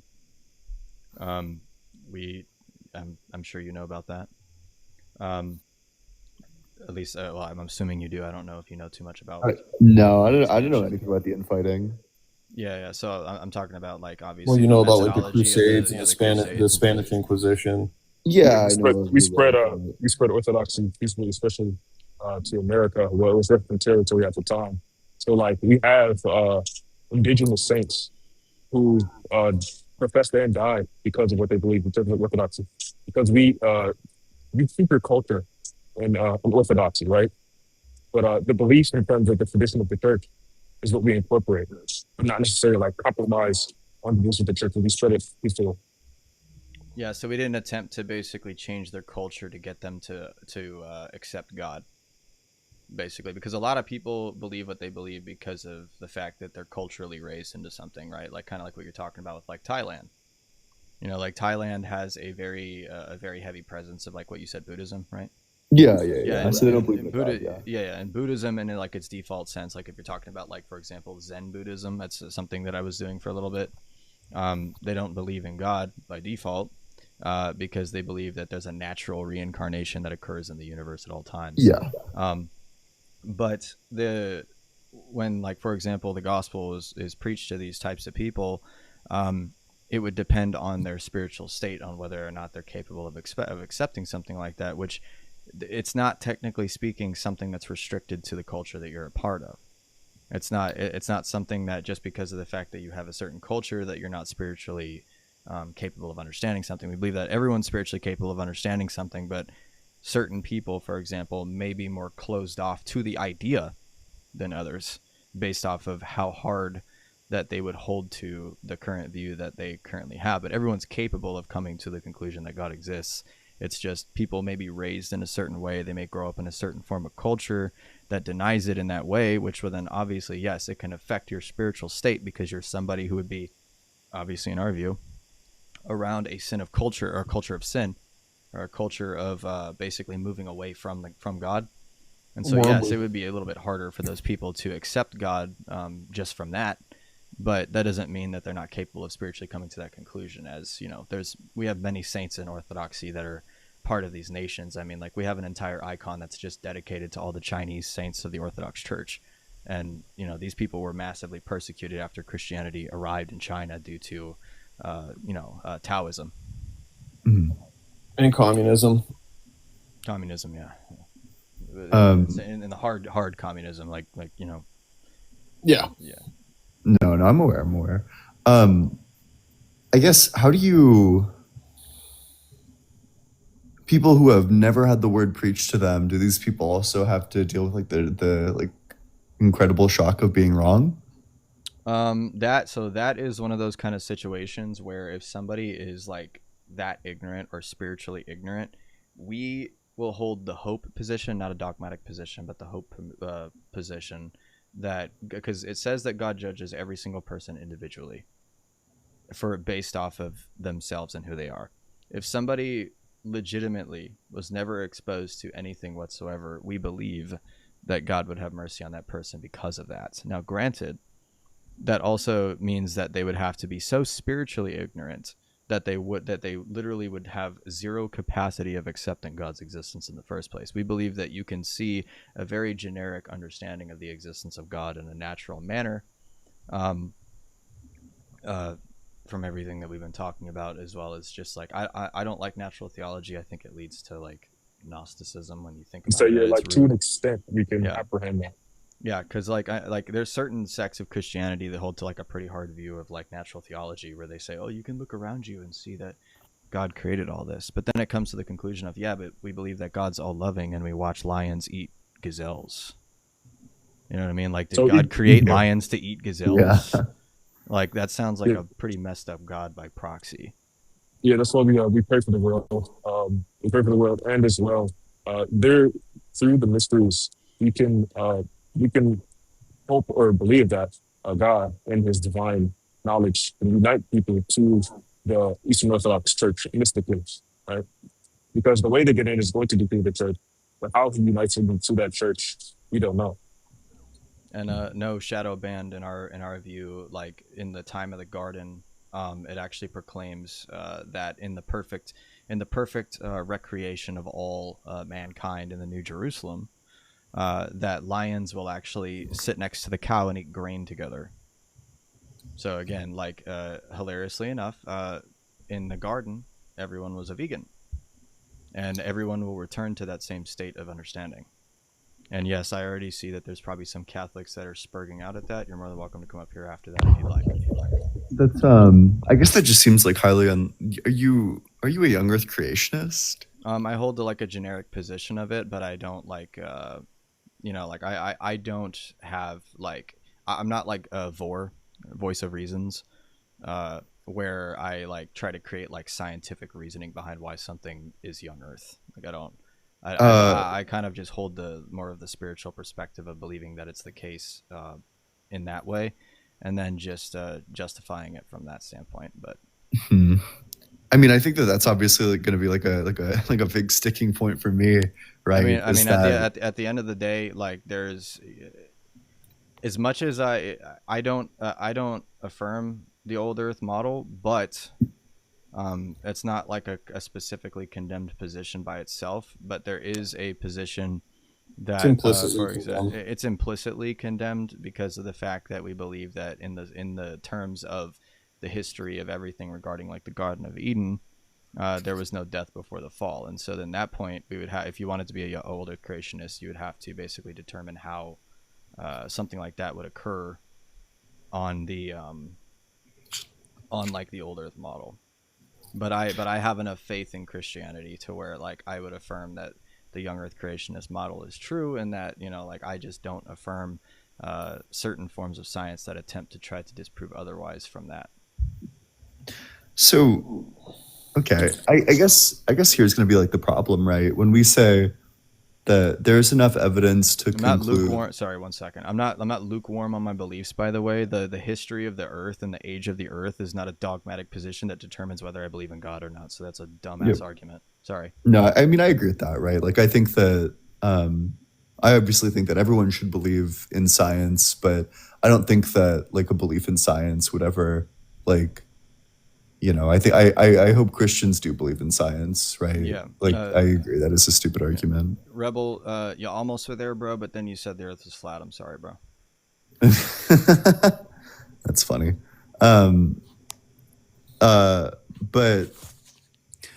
I guess when we say that there's like enough evidence to come to the conclusion that God exists, but then like all of the scientific evidence would point to the fact that like life, that human life specifically, was brought about through like billions of years of evolution, which necessarily did involve death, like lots of it. It just seems like there is like however much evidence there is for God's existence, there's probably like several orders of magnitude more evidence for like evolution. In terms if you're referring to it in like a materialist or a physicalist view, sure, yeah, absolutely. I wouldn't have an issue with saying that there's more evidence for that, and if you want to talk about it from a purely sense data perspective. So, but then I think that leads back to like the hiddenness concerns, which is that it seems like there's people who could reasonably, like, and God has the power to push all these people over the edge just by popping down on earth and saying, hey, what's up? I'm God. And then we can all like form a relationship with him. Well, technically, I mean, we do believe he did that. I haven't seen him. I'm talking about the historical attestation to Christ. Oh, sure. Yeah. So we believe that he did do that, and that he instructed everyone around him that was following him to basically proclaim this message for the ages until his second coming. And so, like, we don't believe that God needs to basically come down every single time that somebody has like a lack of faith in God, because like I said, due to the fact that God,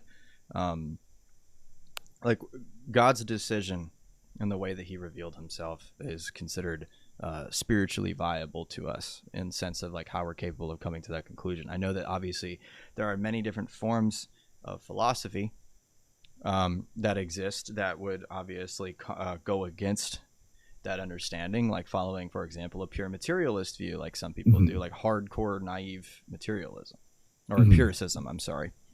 Like obviously they would come to a completely different conclusion on whether or not God is real, because I can't put him in a freaking jar. Yeah. You know what I mean? Like there's some people that literally hold that position as their criteria for evidence. And I mean, I think, knowing how you are, I'm sure that you probably think that'd be a ridiculous ask. Yeah, that is. Yeah, I totally agree. I don't think science can. I think you can like invoke science and arguments related to God, certainly. I don't think that science can prove anything, let alone whether or not God exists. God is an archetypal image, a symbol. Oh, dude, you're a Gnostic. That's goofy. Anyway. Oh, wait, are you sure? Are you sure this person isn't just like a Jordan Peterson fan? So a Gnostic. Is that what they are? He's a Gnostic. Oh, okay. Yeah. He's a Gnostic. He like low key preaches like Jungian, like Gnosticism. It's Jordan Peterson, or yes. Yeah. No, I'm reading through his book right now. Yeah, we don't agree with him on a lot of things, even though that he claims to be like a Christian and all that kind of stuff, as well as like William Lane Craig. Like William Lane Craig and like Jordan Peterson's are like common people that preach like a pretty deep heresy that a lot of people don't understand. Jung equals Peter is greater than Peterson. See, I knew it. I knew he was a Jungian, bro. Like, how did I know? Well, I mean, that seems like intuitive, right? That William Lane Craig completely revamped the metaphysics. Yeah. Yeah, he did, and he also preaches tritheism and tries to represent Christianity like that. So it's not fun. But he got the tritheism from Calvin. Yeah, he did, in a way. He did, because he literally says that there was. I remember watching his video actually, where he said that there was a separation of the Trinity when Christ was on the cross, where he said that basically the Son was damned by the Father, which is freaking nuts to think about, right? Because that splits the oneness of God. He also said that there's three minds in the Trinity, like speaking ad intro. He said there's three minds in the Trinity. Yeah, tritheism. That's insane.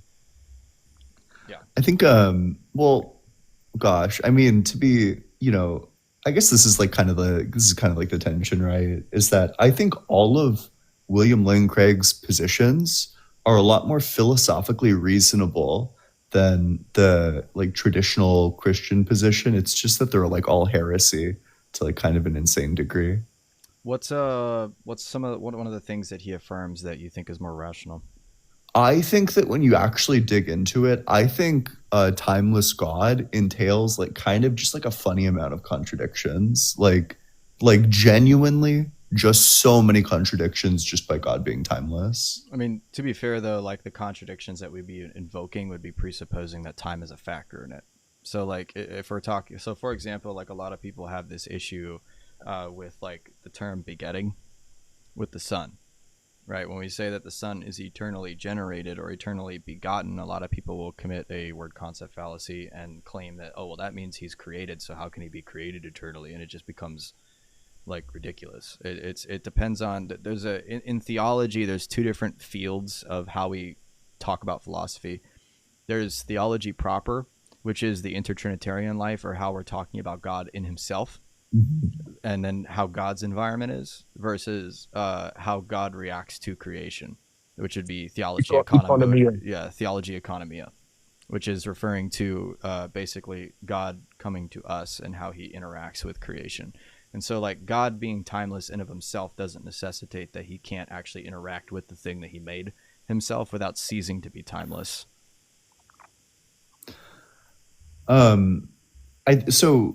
Specifically, the problems that I would probably take with God being timeless involve like issues of creation, but also issues of like omniscience, and issues of will specifically. That it seems like if God is like timeless and omniscient, then there's like certain propositions that I would know that he wouldn't, like specifically propositions related to indexical claims about like now.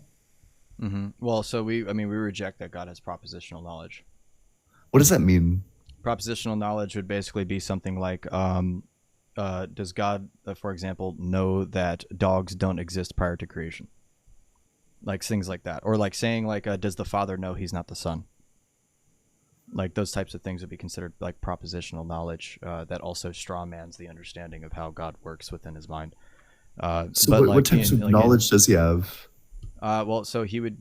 I mean, we don't really say that he like has like categories of knowledge, but we would reject certain types of knowledge that he would have because, like I said earlier, there's apophatic ways that we would predicate to what he is, and we don't believe that he is somebody who has thoughts in a way like propositions, like propositional knowledge of like creation, for example. Like, does God know that it's raining at 11:57 on a Tuesday? Like in that kind of situation, like he doesn't like actively think about that in time in any way. Yeah, but I think that's the problem is that what follows from that is that there's like certain propositions that are true, but God doesn't know them. Like what? Right now it is 1-1-1-1. Okay. And so you're saying that God wouldn't know that? Yeah. Well, I mean, in a sense, like God would know that that time is going to happen, or that time has happened, or that time is happening. But in terms of the way that God would think, it wouldn't be like he doesn't think in time. He doesn't think within time. Yeah, it wouldn't be sequential. What you're speaking of right now is in reference to the divine loci or like the thought patterns. So it's only as so far as what we can know by the negation of what God's mind is, right? The only thing we can affirm is what has been divinely revealed through the church and be affirmed. So most of the time, what we're saying about this knowledge, it's the negation of a thing, not necessarily the cataphatic affirmation of it. So, but then buddy just pulled the knife on Counter-Strike. Nice, congratulations. Sorry. I guess I'm like confused as to where we're like. Does God know specifically? Quote, like today it is Thursday. No, so he wouldn't be thinking in time, so he wouldn't be making that proposition like right now. Yeah. So then I think the problem that this runs into is that I have knowledge that God doesn't. Well, because the way that we actualize our mind is within time. That doesn't mean that our knowledge would be superior to his, because he knows all things at all times, and so then therefore God still has that knowledge, but it's not within time by itself. It's not its own proposition. Yeah, we wouldn't say that God's knowledge is discursive, right? That's why that we say that. That's why that we say that God does not have propositional knowledge within within time. For example, he doesn't make propositions at certain moments in time. He rather has knowledge of all propositions of all time whatsoever. But when we say that obviously God does not have propositional knowledge, that's not really the same thing, because the propositional knowledge that we're talking about is indicating specifically at a certain point in time this thing is happening, but you're thinking about it in a way that is within the time by itself. Yeah, and also to the point really quickly, the form of knowledge we have is a lesser form because, again, we are created. This is a reference to economia. We have a limited form of knowledge because we have potential to know things and gain knowledge.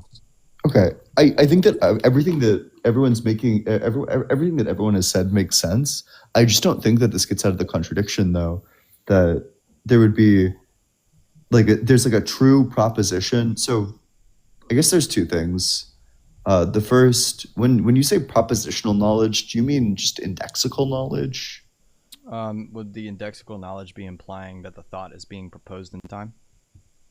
So indexical just means that it needs to be there's like a term that is cashed out via like a context. So if I say I, the referent in this situation is me, Ian. If you say I, the referent in that situation is you, Bryce. the term I is an indexical. It's indexed to different subjects depending on who says it. Yeah. Okay. So, So what would be the contradiction in that case? well, what I want clarification on, because I've heard a lot of people say that God doesn't have propositional knowledge, and I just don't really know what that means. But from your description, it kind of sounds like what you're saying is that he doesn't have like indexical knowledge. In a sense of basically making a proposition within time itself, or having a like, for example, knowledge of something at a certain point in time. So if he knows everything that's ever going to happen ever, he doesn't have to make the proposition that today is a certain date. Yeah. I get that, but then it just seems like there's like a proposition that I would know that God would not. Well, he would possess the knowledge in a I can't even know the word to use for it because implicit sounds terrible. But he still possesses the knowledge of, for example, that day occurring. But when we're making Are you saying that statement, simultaneously? maybe. Like God knows things simultaneously, wholly in itself, not necessarily sequentially. Yeah, that makes more sense. What do you think about that? Can you say it one more time? I'm sorry, I'm in the middle of working out. God knows things, knows all things simultaneously. It wouldn't be like in a sequential format, because what you're saying would presuppose God's knowledge is propositional in the first part, or like indexical in the context of usage. Yep. I think that leads to problems. Like, I don't think that really solves it. That the proposition quote, today is Thursday, unquote, unless God's knowledge is changing with time, which I would take to be an indication that he's not timeless. I guess I just don't see how it can be got around that God wouldn't know this.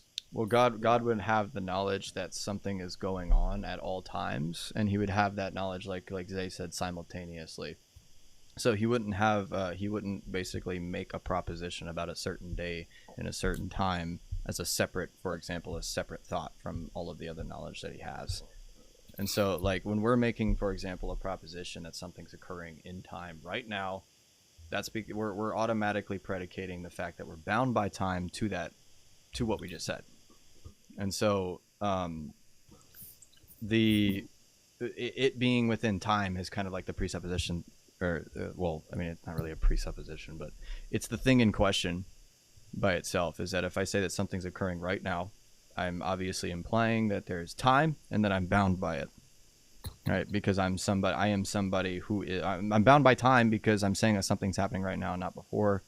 God can say that something's happening at all times, or something's happening before, after, and present. He knows the knowledge of things that occur in time, but he doesn't have to make a proposition about something in time, because that's not where he lives, if that makes sense. He doesn't. Sure, yeah. Maybe I can just do like a quick test. Okay. Because I have intuitions about this one way, but maybe you have intuitions about this in another way. After this though, I do got to kind of move on because I've No, I totally had understand. you for 2.5 hours. So yeah, I feel like I've learned a lot about Orthodoxy, which is good, right? Like, yeah. I don't know if, but I appreciate it. You should definitely look at say for you. I guess you're a bit farther than most. I guess atheists would be in terms of like apprehending the theology of what we speak about. But look at Saint Maximus the Confessor in Big U to John. He gets into quite a bit of this as well. Those are his arguments. Those are his arguments for the existence of God specifically. He's a early church father. And he speaks about the form of God, like the kind of, well, we even say like God's knowledge is a form, but like what God's knowledge is in an apophatic manner, because he gets into apophaticism so intensely, right? Where we speak about he's being beyond being, like mind beyond mind, in that sort of sense, right? Like this absolute transcendence. David, you're literally strawmanning Maximus, bro. It's when Saint Maximus says God does not exist, he's making it as like a rhetorical statement, saying that because God is above existence, because God is above the statement of like our existence, then we can't say that God exists in the sense that we do. It's all he's saying. Anyway, what were you gonna... I think you'd like Saint Gennadios Scholarius too. Yeah, that guy's... Yeah, I obviously, gosh, I have like a reading list that's like... Well, like 10 okay, miles so high. if there's anything, St. John of Damascus, fount of knowledge, like I said, because that will actually allow you to immediately be able to cash out all terms when you ever talk to somebody about like the Trinity or just the Christian philosophy, because he describes literally everything in that book. Wait, who? Which one? St. John of Damascus, the fount of knowledge. Okay, sure. Yeah, wait, let me write that down. John of Damascus, fountain of knowledge. The fount Fount. of knowledge, yeah. It's a big book, but the philosophical chapter specifically is where he basically cashes out all Christian philosophy terms. Yeah. Okay, cool. No, that's totally fine. So, I guess like the test that I would posit to see whether or not this is a problem for your worldview, is whether or not you think these two propositions have the same meaning. Today is Thursday, and March 20th, 2025 is a Thursday. Do you think that those have the same meaning? No. No. Okay. Then I think that that's a problem for the view. Why is that? Because if they don't have the same meaning, then they're effectively two different propositions, right? Like if they have the same meaning to you, then you can say, well, it's just the same proposition. It's like the same piece of knowledge. But if they have different meanings, then that means that, God can know one of these. God can know certainly that March 20th, 2025 is a Thursday, but he can't know that today is a Thursday. Yeah. Which means that there's a proposition that he doesn't know. The proposition that's specifically occurring in time, for example. So like, I guess when you say like March 20th, 2025. Yeah, March 20th, 2025 is a Thursday. That's not really specifically denoting you're not making a proposition about a stance in time from your perspective. Right. So if you're saying like today is this time, it's you're not, saying it's not like I'm indexical, here, it's today, blah blah blah, right? So like that type of knowledge though, in terms of like for example, what God would be thinking, that would be just considered like an inferior proposition to like how God would think of that statement. So then therefore, like if God still knows that thing as a fact, but he knows that fact in a timeless manner, meaning that he thinks of it simultaneously, he doesn't think of it in a manner that would be considered like a created sense where you're somebody who's bound by time. So he can think of something that happens in time without being bound by it, which is why his proposition would be superior to any of the propositions that I could make. So when we say that he doesn't have that propositional knowledge, we're just saying that he doesn't think in an inferior manner. Okay. I guess that's confusing to me because so for me, like what a proposition is like a statement which is like true or false, but not neither and not both, at least in like a classical sense. So I don't know, like Well, the does proposition God know wouldn't be that 2 false. + 2 = 4? I mean, God, man, I don't know if I would really consider that because that's not something that would occur in time, but it's also something that's bound by the laws of logic. So I could say that God would know that thing is a fact, but he would always know that thing is a fact at all times. Yeah, that's really fine. But the problem is that that's a proposition. Yeah, I didn't say. So when we're saying that God does not have propositional knowledge, we're referring to it within time. If I make a proposition that today is a time. He doesn't have indexical knowledge? I guess in that sense, if we're I hate using the word cashing out this much, but like if we're like cashing it out as a method of saying that it's like it would just be indexical, where you have to think within time to make the proposition in the first place, then God would not possess that. Rather, God would think of whatever that proposition is in an entirely different method. And so he would still possess that knowledge, but it wouldn't be indexical to himself. Yeah, okay. I think that that's a coherent position. The problem is that at that point he's just not all-knowing. Well, he would be considered all-knowing because he still has that knowledge by itself, but he doesn't have to make the proposition within time by itself.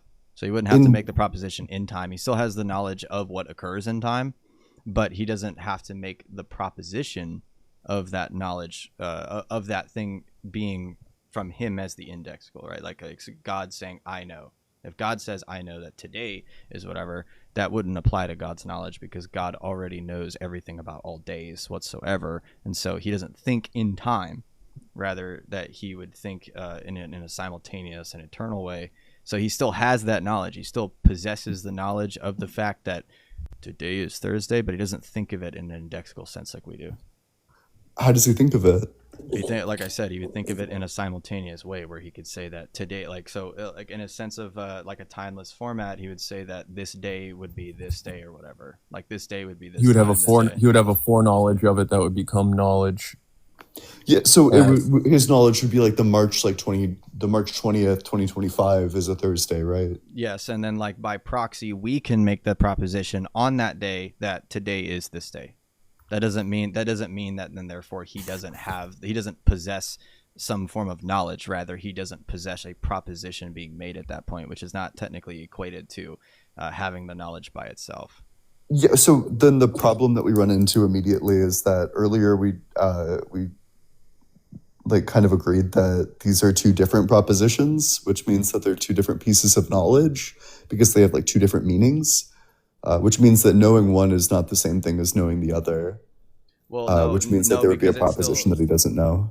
well, so that, like I said, that proposition would be considered, like I said earlier, it would be considered inferior, and it wouldn't be considered something that God would have to think about in any way, shape, or form, because he already knows what that day is. He knows the perspectives of all people and how they would propose that knowledge. So he would still possess the knowledge himself, but he wouldn't make the proposition himself that today is a certain day, because he doesn't think in time. But he does know that people make those propositions. Okay, wait, I don't want to take up more of your time, but I guess I don't feel like the contradiction is resolved. But no, I definitely appreciate like the talk. It was great talking with you. Definitely better than last time. Yeah. Oh, and I was pretty spurgy last time. So Yeah, lot of I caffeine. was too. Holy shit! A lot of Good caffeine. time. You know what I'm saying? Yeah, I don't know. Every now and then I just get into like a. I also admitted as well that I thought you were making a biconditional statement the whole time, and then after I figured out that you weren't, I kind of started crashing out on that. So, and that's okay. Happens to the best of us. No hard feelings. Yeah. Plus, I don't know. You're like a good rational person who's like thought about this. Like you have answers to like all the questions. Even if I think that the answers fall short in some places, you have like answers to all the questions. It indicates that you've like definitely thought and read a lot about this, which I always respect. Oh, it's because I'm schizophrenic. But yeah, no, I appreciate it though. It was a good way to take up the live. It wasn't like a unfruitful thing, I guess, if I want to call it like that, right? Yeah, well, I hope you have a good rest of your night. You too, man. Appreciate it. All right, bye-bye. What a good live. W conference. W conversation.